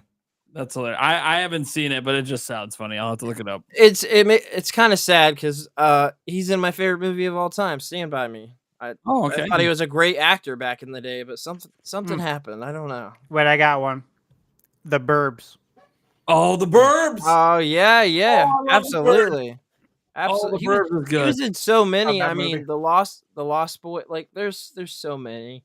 God, I'm about to watch The Burbs this week again. It's been a while. Voice Donatello. Oh yeah, voice of Donatello. Yeah. That's true. Yep. There we go. All right. Next one here we got coming in from Boo Mini. Well, so when will I be live streaming Link's Awakening? Yes, I will be beating Link's Awakening per the rules that we hit on a stream last month. I will be beating it. Was supposed to be played last month. My paychecks didn't line up, but it will be beaten before Echoes of Wisdom comes out. It's looking like that's going to be probably next week. So sometime next week, it might be in bonus streams. We might even start the streams on the weekend. I don't know, but I will beat Link's Awakening. Shouldn't take more than 3 streams. Link's Awakening is not like a super. It's one of the shorter Zelda games, so it shouldn't. And I'm not 100%ing it. It was never a 100% run, so I just got to get to the end. I think I could probably do it in 2 streams, but you know, if we're having some fun and doing some side quests, it might be 3. So, plus it's been a little bit. It's been a hot minute since I played. I might forget a few things. It's all right. You guys will help me out, or you won't, and you'll torture me. That's fine. Like there's that part in the beginning in the woods with the witch, and every now and then I get confused and I mess up, and then I'm stuck for an hour. I don't want that to happen again. But you know, it probably will, because I'll probably forget. It is what it is. So there you go. Thanks for the question, Boo Mini. Boo Mini also went ahead and gifted a member that ended up going to Tall Show. And Tall Show, for those who don't know, he has literally never bought a membership.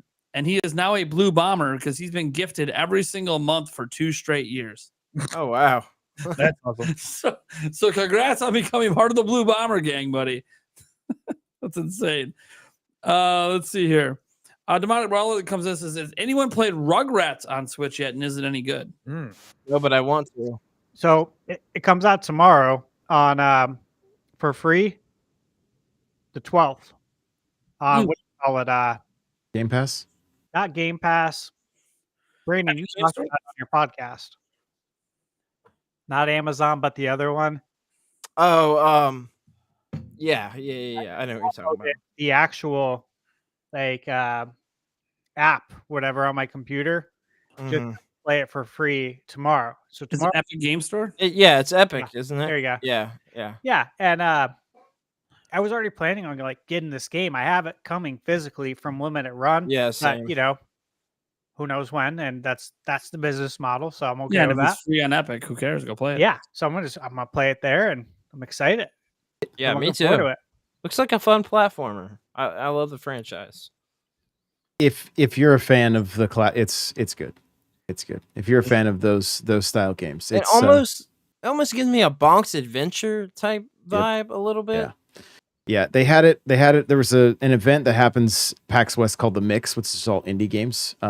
And I actually Epic pays for everybody's first drink at the event. Oh, okay. Well, and I'm going to PAX next year. Yeah. We're getting Nintendo. I want my free drink. So not only was Rugrats really good, Silent Bob and Jay have a game coming out that is fantastic. Toxic Crusader is another one. Yes, I can't wait. I can't wait. Plays like the Turtles games back in the day, or Final Fight. There's it's one. The same people, I think, right? Making the Toxic Avenger that did Shredder's Revenge. I believe it. I don't know if it. I actually have no clue. But it looked very similar. Like the art style was very like the graphics and the gameplay looked very similar. So Retroware, yeah. I'm pretty sure it's Retroware. Yeah, that's right. Published my review of their Iron Meat today. I was gonna say you beat me to it. I wanted to mention that you had that video up today, and you got it. Mine's not gonna be up for a few days. I beat the meat. I bet you did. Iron Meat was right next to Toxic. I've eaten the meat for 30 years. So let me tell you, I streamed Iron Meat, and my God, is that game hard! Holy crap! I love Contra. I play all the Contra games. But when I play on normal difficulty, I'm not going to go the easy route. Holy crap, man! Yeah, it's solid. It's solid. It's good. It's good, but man, it's brutal at times. John Riggs was hanging out at the Toxic Crusader and the Iron Meat booth, and then talked with, I think his name is Justin. I can't remember. Justin Silverman. I believe so. Yeah, he's the one that he works for Retro. Yeah, and so we're gonna I think he's gonna come on the show. We're gonna chat about Iron Meat, and still that's cool. Yeah, so he's I actually asked him to do the same thing, just do an interview, because I like the game and it's fun. It's fantastic. So that whole lineup, and then there's one last one that I want to make sure I mention, especially if anybody's fans of Celeste. It's called Tethergeist. And their goal is to get it on Switch, but it's coming to Steam first. Okay. And it plays somewhat like Celeste, but you essentially can pull your spirit out, and then it can pull you through certain walls. And that's it's like Link Between Worlds.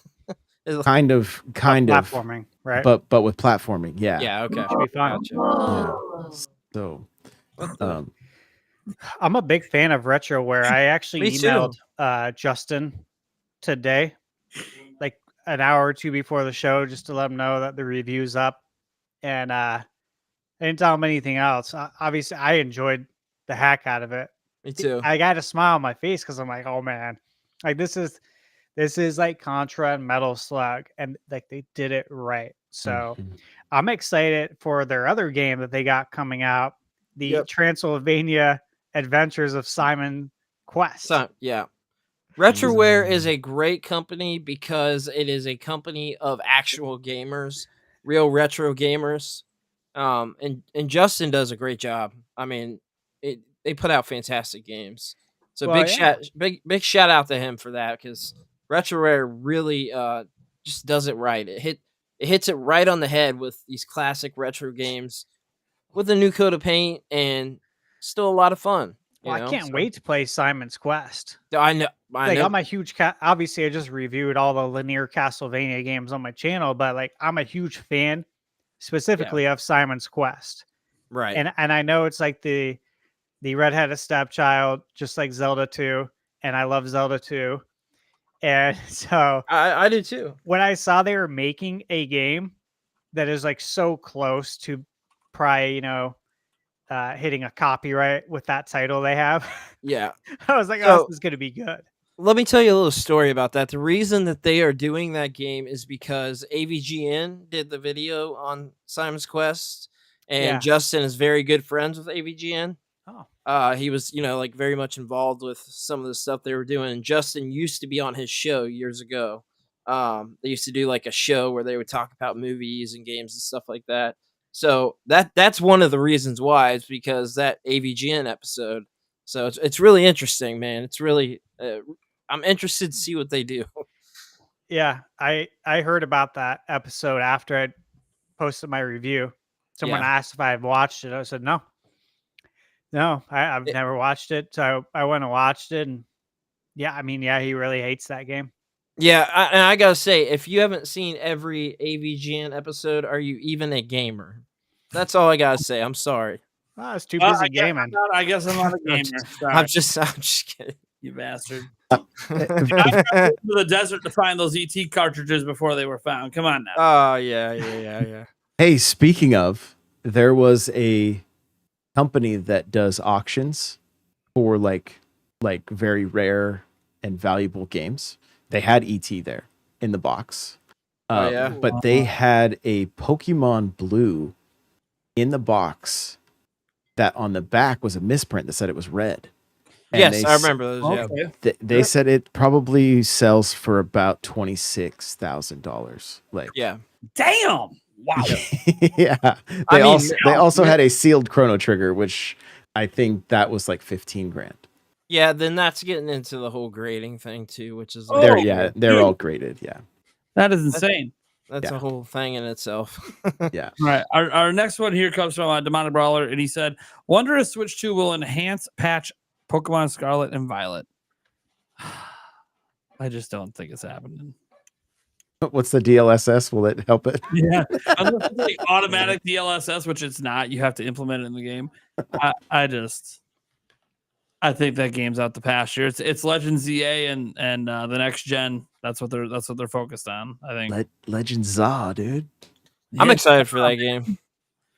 ZA might have a little DLSS action on Switch 2. We'll see. Yeah. I do want to let the audio listeners know that Eric looked like he was hypnotized by Prime for the last 10 minutes. And then he finally woke him up, like when I snapped my fingers, and he just changed the changed the battery in his camera. Powder, a little spell. Yeah. I used Nate's phone as my camera, and his phone died, so I was stuck. Yeah, I mean, I'm trying to get an actual camera in here, guys. Hey, it happens. Shit happens. We had a gifted member by Demonic Brawler that I don't actually know who I went to. Me. Wait, I went to Eric? Yeah. You fucker. Don't ask me. You're a whore. Sure. Eric Moore the whore. God damn it. Not the first time I've heard that one. No shit. I think I've been saying that to you since you were a kid. Yeah, pretty much. We have this one come in. This is all the emojis. By the way, if you guys become a member, it's all the emojis, but it doesn't actually work. I can't show it on Yeah. screen in any capacity. But if you do, the members can spam the emojis in the chat if they want. It's a benefit for the members. But Dodge 712 came in. This is the one that hit 69. If you guys didn't see earlier, you only would have saw if you were watching the video version. There was no mention of it until this moment. Every stream that we do that hits 69, exactly 69 in super chats, I got to chug a beer. That's just the rule. And we're on a streak. It's 27 in a row right now. Oh wow. So we're seeing how long this streak can go. And the chat they're just not letting the streak end. Are you doing they what refuse to let it? Yes, if we hit 69, I have to chug a 6-pack. Yeah. I want you there on the stream that I think it might happen. Okay. Okay. And then from there, like after that, we'll do like a giveaways if we hit 100 in a row, and we'll just keep this thing going for as long as this is all on the chat. I'm not asking people to do it. It just happens. Now Six-pack listen, of what? Guinness? I was My not PA? told that we could drink on this we have podcast. for the 6-pack, if we hit 69 in a row, maybe we got to go stronger than what I'm doing. I've been doing Miller Lite. Let's go with some real beer. Let's hit a real beer for the 6-pack. I think you need to find some kind of like 69 IPA or something, something that like there you is go. 9%. 69 beer. 6.9%, something Yeah. like 6.9% Liney's. Do a local beer. Oh. I don't know if there's a 6.9% Liney's. Otherwise, I can do an IPA. Yeah, it should be something that hey, at least I might be feeling a little good by the time I'm done. Anyways, it said go to game card, board game, or video game if you're stuck at home during a storm. Oh, what's your go-to? So if you're stuck at home, there's like stuff going on, can't leave your house. Like for around here, it'd be like a winter storm, right? Can't really leave. Some places a hurricane. Some places it might just be the random really bad thunderstorm that you maybe just don't want to go out. Or maybe it's just too fucking hot, right? You get the scorching heat in the desert. What's your go-to? Card game, board game, or a video game? I'm gonna go with all three. I'm gonna grab something real quick. He's got the show. I'm gonna go all three. Hell, At PAX, I got to play Star Wars Unlimited, and that's a really fun card game. And this is the first time I've seen a event exclusive card, which is Grogu, which is pretty cool. For board game, I'm gonna go Mario Kart Monopoly because it's actually a fun version of Monopoly. And I know that's so shocking. I can see somebody's laughing right now. And then video game, of course. We're all gonna choose video game. Come on. Okay. Eric, what's your go-to? Oh gosh. Mostly video games. I don't really like playing All right. Well, things. So let's say there's Never like a mind, 'cause blizzard. I There's just a put blizzard. video You're game stuck. What are ones you in the playing? other room. But this company sent out a bunch of My phone. they sent out some video Phone games. There's a Street Fighter 5 and then a Sonic tabletop game, and then this is a One Piece like card game Kess Entertainment put out. Okay. That's pretty cool. I want to check these out. I haven't opened them up yet. I haven't got to try them yet. I got to get some people together, but the other ones that are in the other room, but man, they are like super quality, packed full to the brim and heavy. So, look, depending on the situation, like I have a family, right? So like there's a lot of different options, oftentimes when we have storms here, there's just no fucking power in the house. So that makes doing certain things a little hard. Yeah. Like video gaming together is a little bit more difficult when I can't put it on TV. Just is what it is. But if we have power, we'll do some video game. We'll do right now. The popular one in the house is we squat up for Fortnite. We got 5 people. We rotate it around. We squat up on Fortnite. It's don't ask why.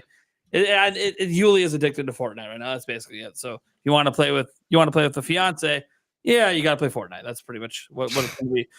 Every now and then it was Mario Party, and I'm pretty sure once we get the new Mario Party, it'll be Mario Party again. That'll be the next one that we do a lot of that family game time with. If I'm stuck by myself, you know, like kids are at school and something happens, Yuli's at work, and I'm stuck by myself at home. I mean, look, my go-tos are always like Tears of the Kingdom, or if I still have internet access, which isn't always a guarantee, you know, maybe I'll throw in a little World of Warcraft. It's a nice little time waster game, massive time waster game. And then card games. Yuli and I like to play Phase 10. We play a lot of Phase 10. So that's a nice fun one that we do a lot. That's a good one. Yeah, just a classic, been around forever, but it's just fun. It's just a fun game. Board game wise, now I don't get to do as many board games as I used to. Like the most common one that I play is Scrabble or Upwards. So word style board games. Again, something that me and Yulia will do together. But I actually really, if I have the right people over, and pretty much it's Eric and nobody else because I don't have friends, I'd like to play Risk. I like that game. Yeah, you just gotta. I love Lord of the Rings Risk, which I do have the full complete set, and apparently that's worth a lot of money because they don't make it anymore. But Lord of the Rings Risk is badass. I like Stratego as well. I'm hoping as my boys get a little older, they'll maybe want to try out Stratego with me. But Did you ever play Axis and Allies? yes, So fun. Oh my so gosh. good. So Yes. good. Yes. Steve's laughing over there. What's going on, man? That's the chat. Oh, the chat's getting you. All right. Oh, I see. I'm looking. I see. All right.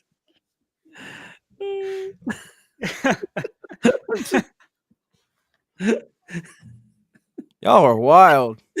You were talking about card games. By the way, this isn't happening in our chat. This is happening in his chat.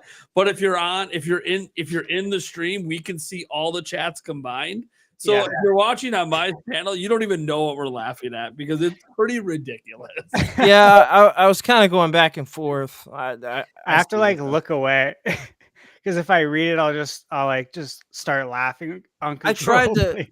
I tried to stream this out, and apparently once it starts, you can't stream out. That's what it says. So that's you came in late. You came in late. Yeah, it happens. Yeah.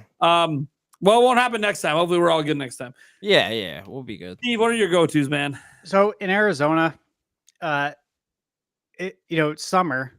It's hot for months and months. So you stay inside unless you're in a pool.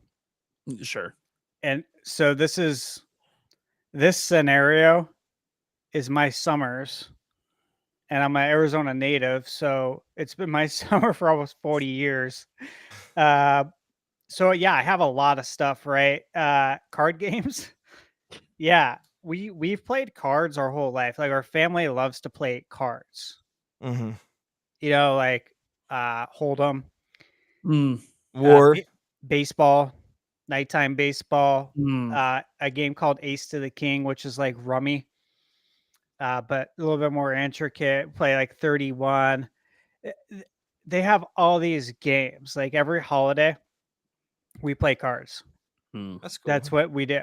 And no matter how much I love video games, we'll still be playing cards because that's what everyone wants to do. So we always play cards. And I always said that, like, if like an EMP went off and all the power goes out, I have decks of cards for days. And that would be my entertainment. Honestly, I could play cards all the time. So I love cards.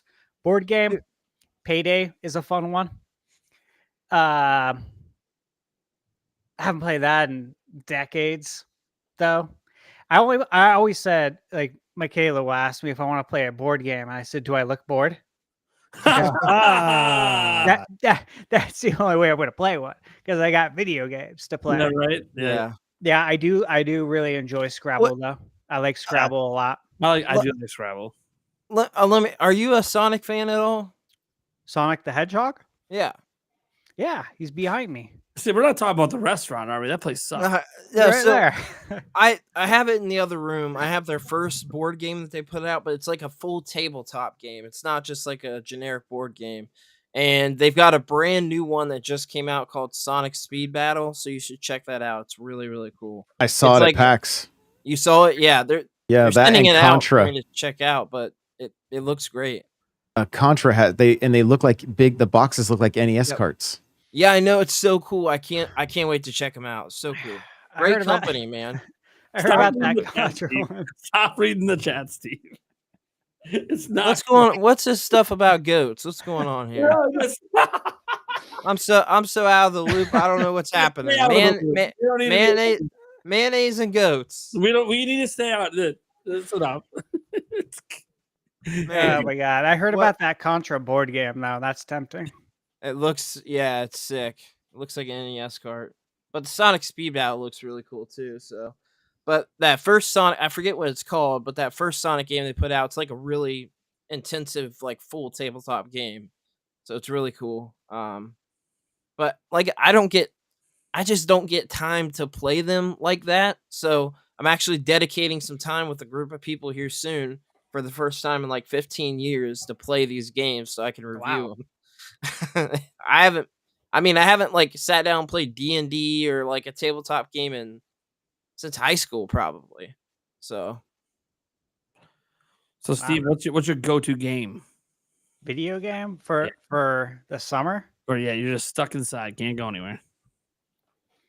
I don't have a go-to, guys. You see what's behind him? Yeah. Well, like, there's certain games that are like home cooking, right? We all have those that just bring you back, and that's kind of like occasionally what I will do is I'll revisit something that either I haven't played in a long time, or also something that I know I haven't played in a long time, but is also like a quick kind of deal, right? Like running through Super Mario Brothers 3 or Super Mario World because you haven't beat it in 5 years or something. That's fun to go through again. An afternoon of gaming, so to speak. Our next one comes in from Demon Brawler. He says, how much will NSO price increase with Switch 2? That's a good question. Hopefully significantly if they improve it. They can't, yeah.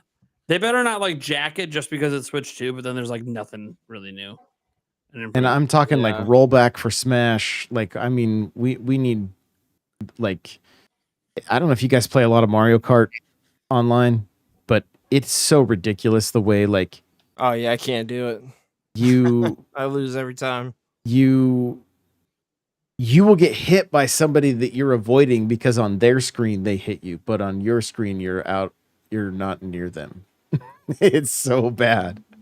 It's so bad. Have you ever noticed when you hit somebody in Mario Kart and they don't slow down but they lose coins? Because the game doesn't know what is actually happening. And then you're like, this person's cheating. No, it's the netcode. So well, I mean, I'll be a little fair to we're talking about a 2014 Wii U game.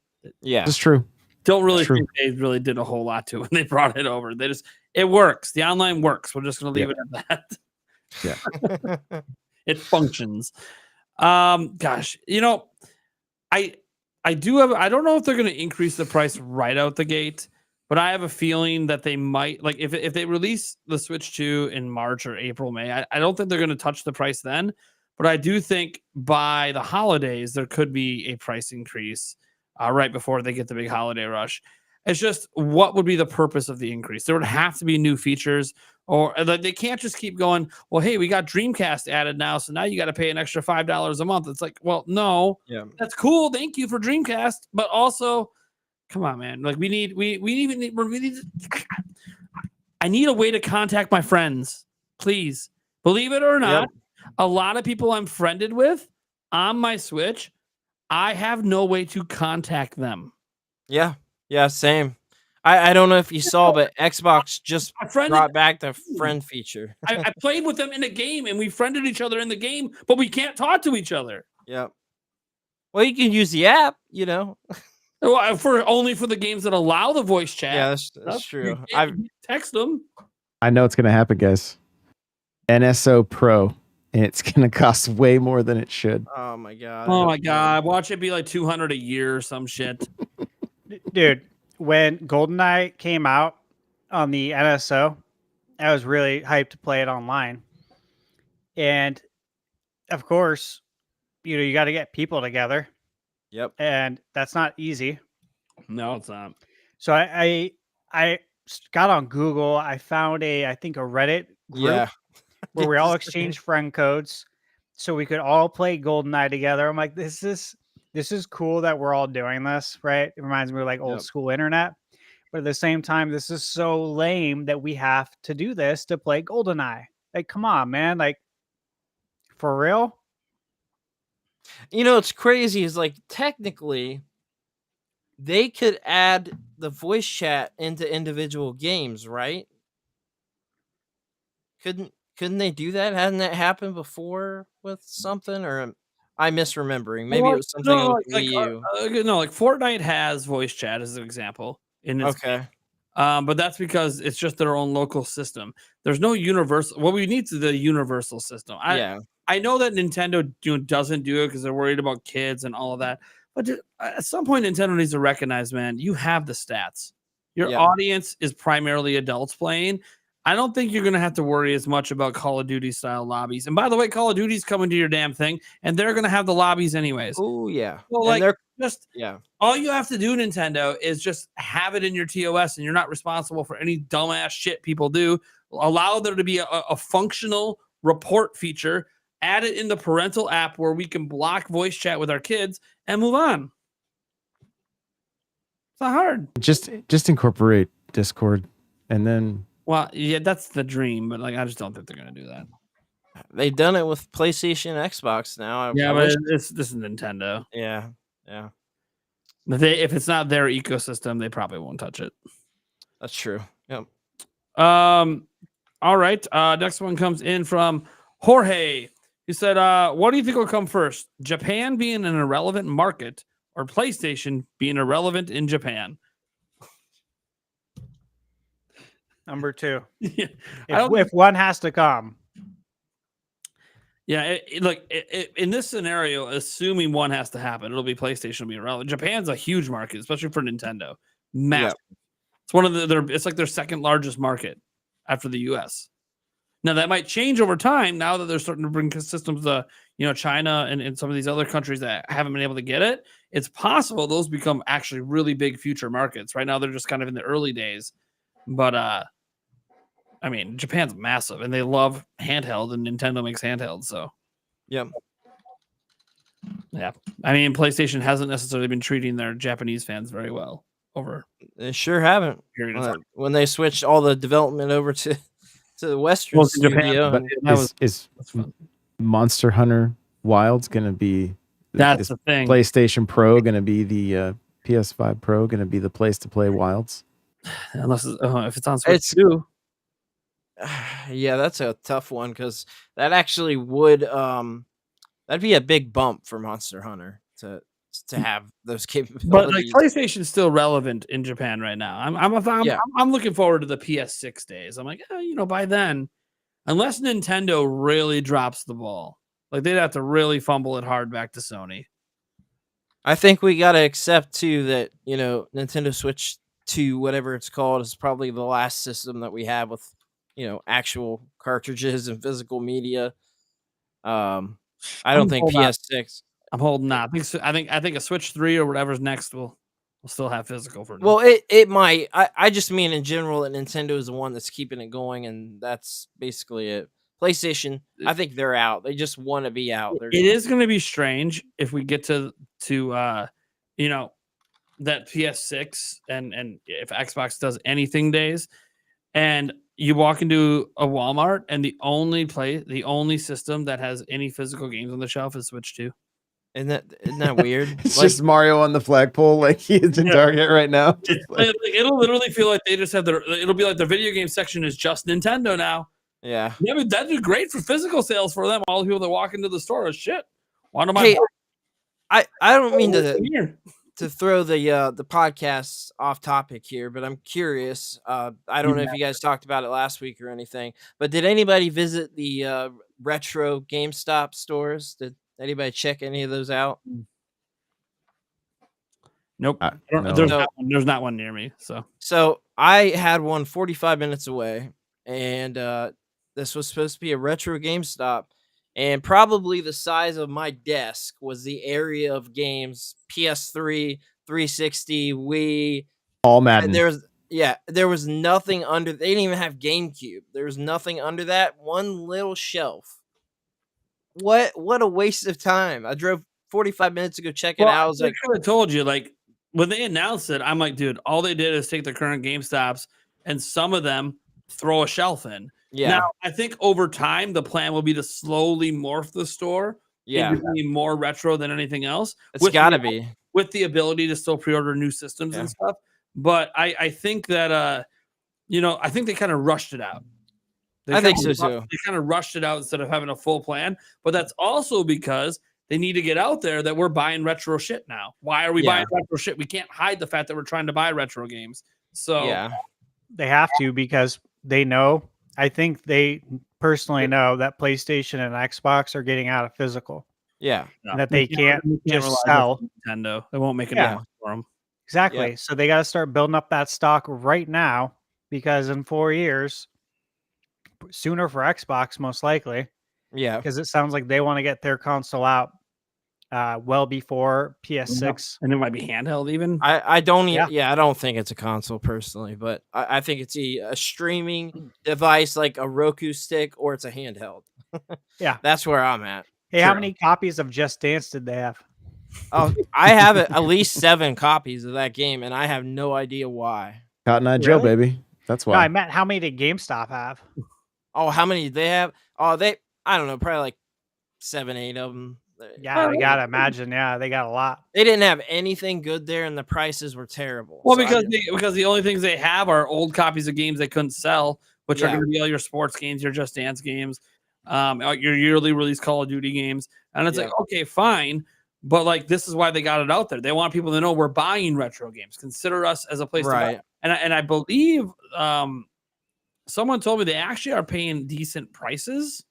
They're some of the retro stuff, like if you're selling it to them, but that's because they're trying to really build up that inventory. And they also, I saw some people that went to some stores that actually had some decent retro games, because it's going to depend greatly on the area and whatever they had at their local warehouse.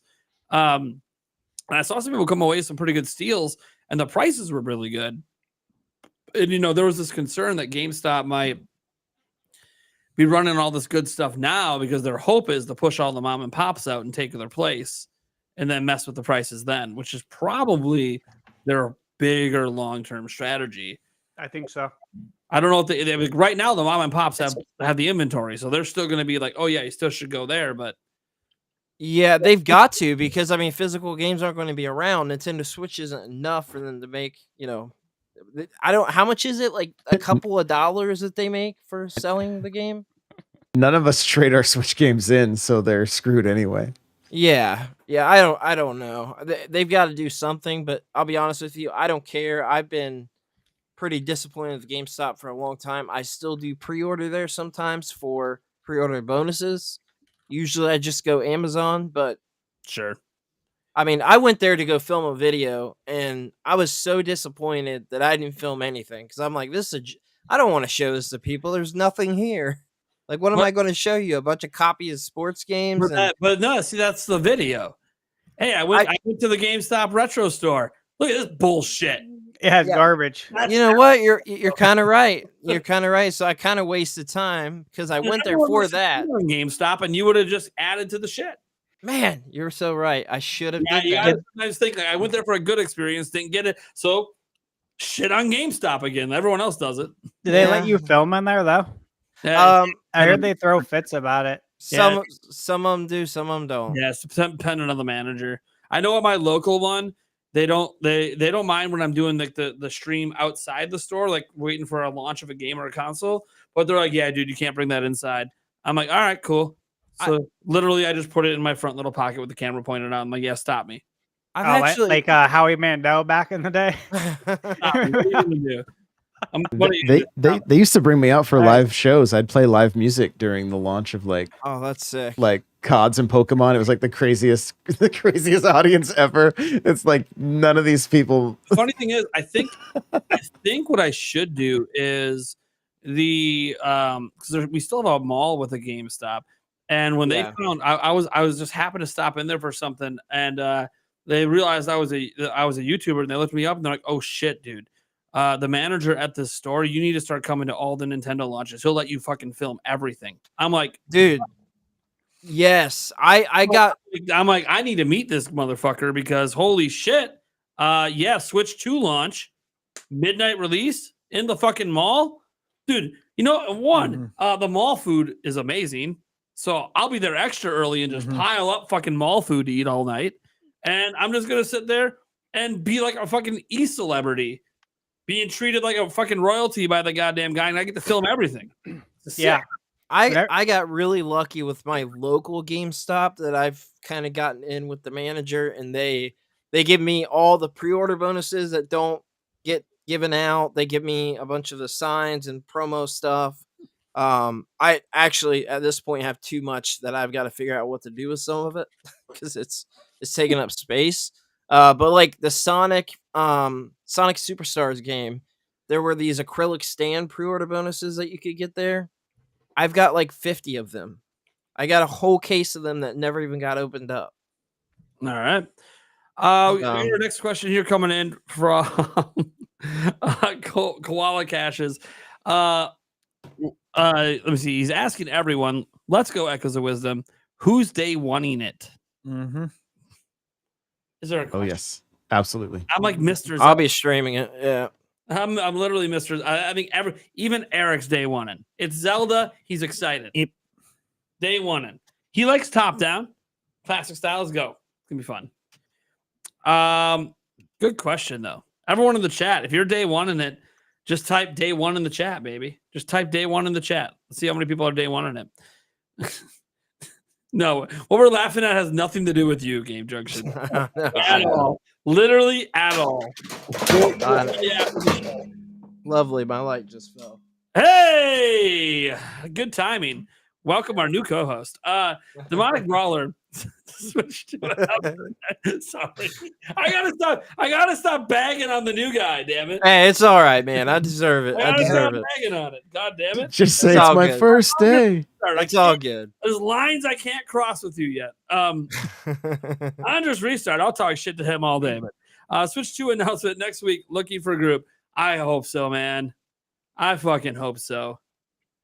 A lot of day ones. So that's cool. Oh man, yeah, lots of day ones out there. That's awesome. Oh, look at that. So kind. I like the new co-host. So thank you, Joycey. Very nice of you. Notice that's followed up immediately by a word that it says sucks. So, Yeah, I see that. Well, you know. Just let you know, there's kind of a swath of opinions out there. Yeah, well, it is what it is. That's life. Demonic, sorry.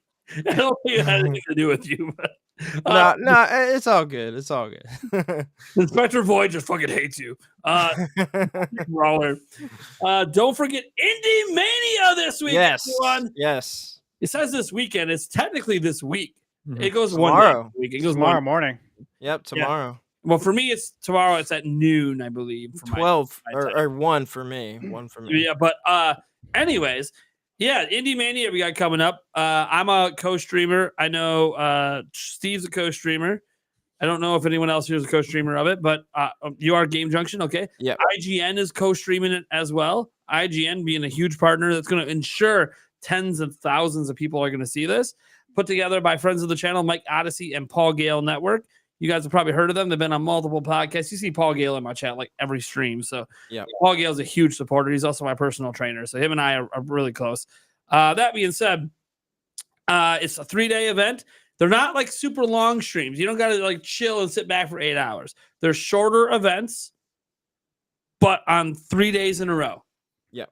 And there's going to be over 100 indie games. There's giveaways, a whole bunch of crazy shit. Heck, they haven't even talked to me about most of it. So I'm just going to go live tomorrow. I don't even know what the fuck's going to happen. Same. You I don't even know what's going on either. You know more than I do because I didn't know it was short. They're not like super long. Cool. I didn't know anything, so I got to make up a thumbnail and stuff. I'm live a little for a pre-show, and then I literally don't know what the fuck is going on. That's what I'm doing. I'm going live an hour early. I did a literally test. Just winging it, like a test live stream. But they're doing these giveaways. I'm like, how are they doing it? Are they providing me links to give to people? I don't. What the fuck? Like, there's no. Yeah.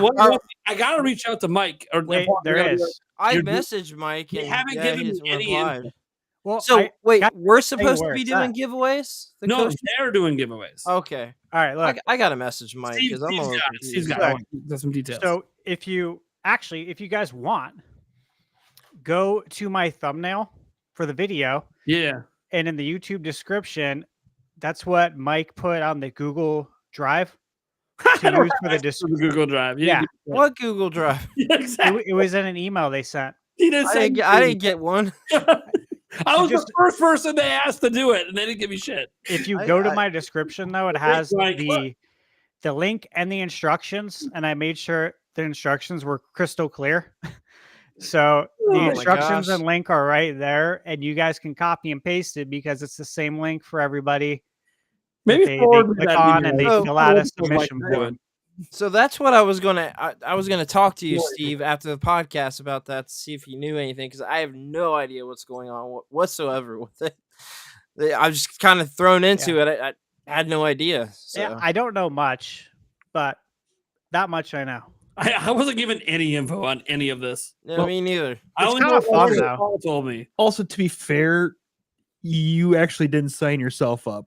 So No. So I went to sign up to the website. It wasn't Yeah. working. And then I reached out to Mike and he's like, yo, you don't need to worry about it, man. You're Yeah, I good. know. I'm going to add your stuff to everything. He didn't add shit. He put my logo on everything, but sent me no info. So you technically didn't. So he's been sign up. advertising. This is the first year. You know what I mean? I'm Like, such an idiot because it was in my spam folder. I have the There you go. email now. so yeah, I'm going in like blind in that sense. Like I don't know what to expect. I haven't live streamed and outside of here on podcasts. I haven't done a live stream in probably a year. So I'm like, whatever. I'm not Steve, as Mike and Paul Gale. This is like just one of those that like, hey, man. I know you're not. I think what happened is they got that IGM partnership. And they focused hard on it. I'm like, I get it. No, I get it too. I was actually going to ask you, Steve, if you wanted to co-stream it. I think that'd be pretty fun. I don't know if you've co-streamed on Twitch. A before, three-way. That'd be, dude. I'm down for What do real. you mean? Like you want to join mine? No, like, we just stream together. We all stream We together. all stream together and on our own channels at the same time. Yeah, you're all in. It's kind of like the podcast, sort of. I'd be Yeah. down. That'd Okay, be fun. because we can talk during it and make it more interesting. Exactly. So, all right, yeah, I'm down. We'll do that tomorrow then. So I have plans to go live at 9. That's what I had put, Yep. which is an hour early. So Okay, so 12 for me. So I can do that. I'll be ready. Figure it out. I'll be up at 4 in the morning. I'm up every day at 4. Really? It didn't work. I mean, I wake up at Every 5 day. for work, but yeah, Yeah. Early bird gets the worm. that's true. I mean, just look at the guys. Just look behind him. He's clearly right. I mean, look. You want to know? I how mean, the question he began? has the 4 a.m. he has- again. he has a master edition back there. I'm like, dude's got it made, man. That's all you need in life. Just so you know, it's sealed. Never been opened. Even better. You don't want to get into how many sealed things he has. He's got quite the collection. What's your address again, Steve? You know, it's funny. Listen to this. So during the stream, I was replying to someone who sent me a 8-in-1 like Switch cartridge thing to Mhm. review. They Oh, like yeah, emailed I me and got asked if that I wanted too. to. I said sure. So it said it was delivered, and it says it was left at my front porch by my front door. Okay. And I'm like, first off, on my property, I'm not trying. I'm just trying to like, give a visual, but I live on a top of a mountain on 5 acres. I have an iron gate that's locked. He's a fucking castle right now. Well, I sent him 2 pictures that literally show like where it is, and I'm like, there's no way that they drove up to my house and put the package by my door. Nobody can enter. I have no trespassing signs. You'd have to plow through a iron gate. Iron Gate, yeah. I'm just like, Dang, dude. no, dude, they didn't deliver it. And I was like, I saw the tracking. I saw that it said it was left at either my front porch or my front door. I'm like, there's no way. Yeah, There's right. no way they didn't deliver it to the right place. Well, I got one and it doesn't work. So I had to Oh. send it back and I haven't gotten a new one yet. So Man. fun What- times. What you don't know, Steve, is that they parked at your front gate and then took a drone out and then took the drone and then dropped it at your front. Well, I did check. I did check the Whoa. property. Whoa. Yeah, they do the drone delivery. I don't think they do it all the way out there, but they have those drone deliveries, I've heard that. Or they punted it. You don't one have of the two. you don't have a no fly zone. No, I don't. Or they pulled up to the We're front gonna gate add and then that one punted in. it over it. So I mean, I'm in Ohio, so they don't have crap here. But All right. Well, I think that's gonna do it for our show tonight. Extra long one, but we have special, like when there's like an event that happens. Hey, we had the PlayStation 5 Pro this week. Mhm. Yeah. So next long one will probably be Switch 2 reveal. It'll be Hopefully next Shut week. up. It's next week, baby. You just want me to do the hot chip. That's all. He wants me to possibly puke on stream. It is what it is for the second time. For the second, last time was 3 tequila shots in a row. Yeah. Yes, it was. Oh man, no breaks. I went boom, boom, boom, because he called me a pussy. If I would have stopped for a moment, Wait, I would have been fine. what was it that you did? 3 tequila shots in a row. Just. And here's the thing: dang. if I stop and let it settle for like 10 seconds, I'm good. Don't let Brandon see you do that motion. Yeah, well, it ain't me I'm worried about. So we're good.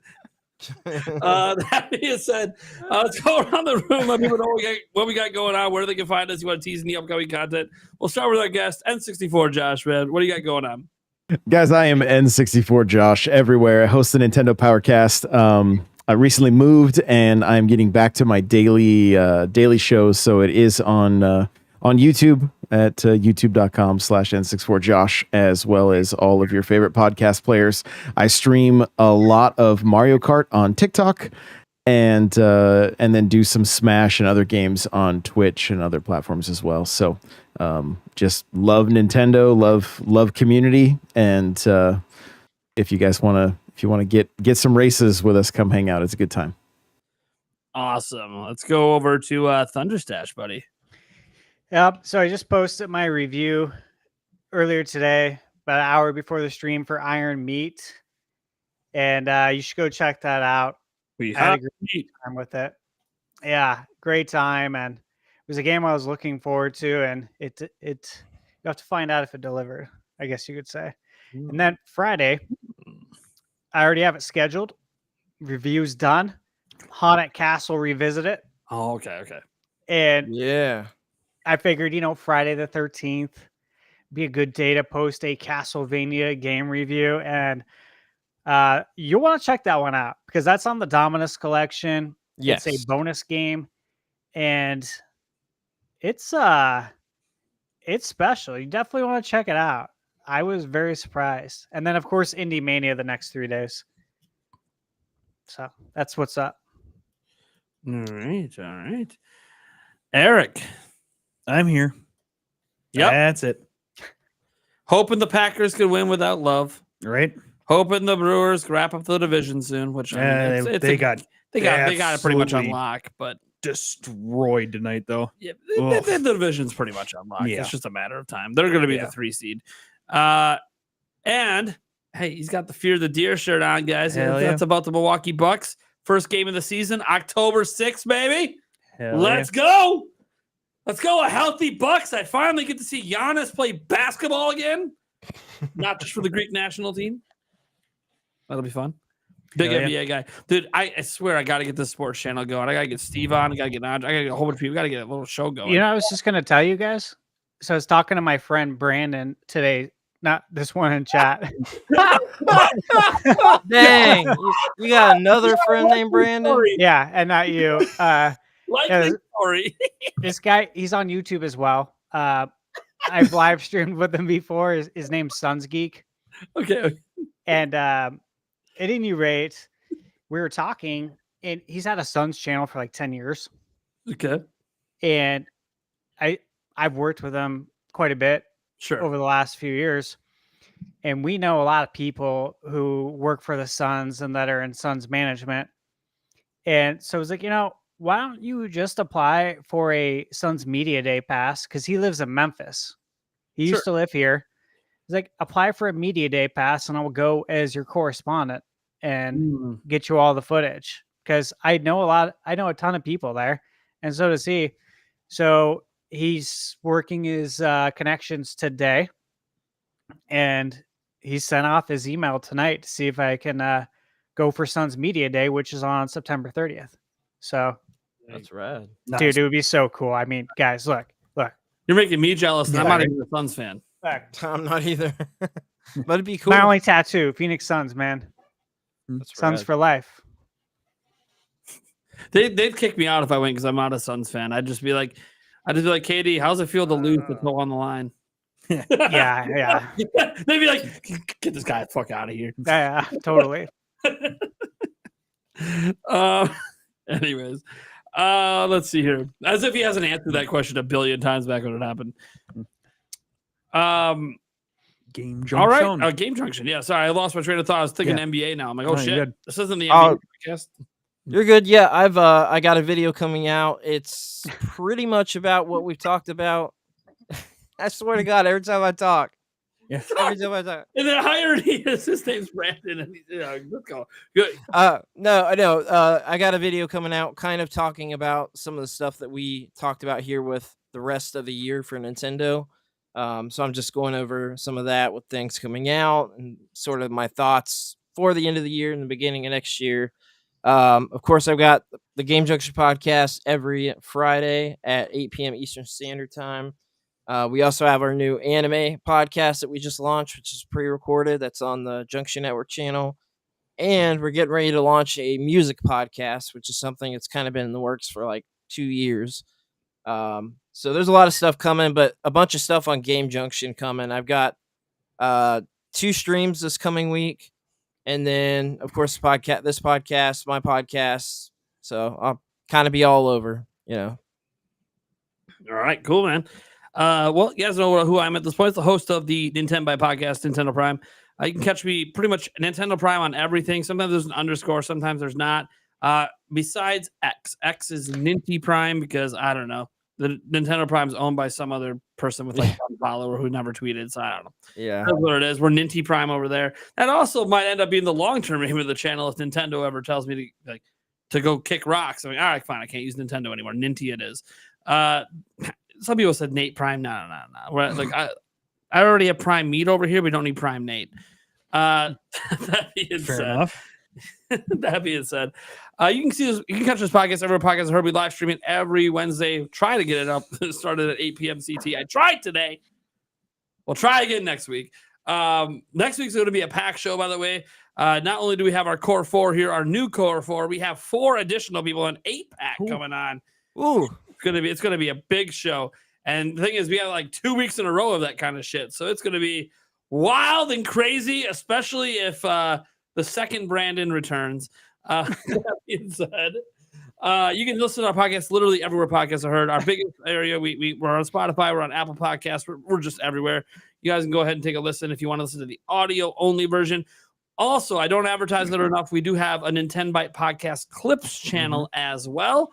Where we post not all the clips from every show. I'm going to be honest with you guys. Sometimes I just don't have a lot of time because I'm doing all this on my own.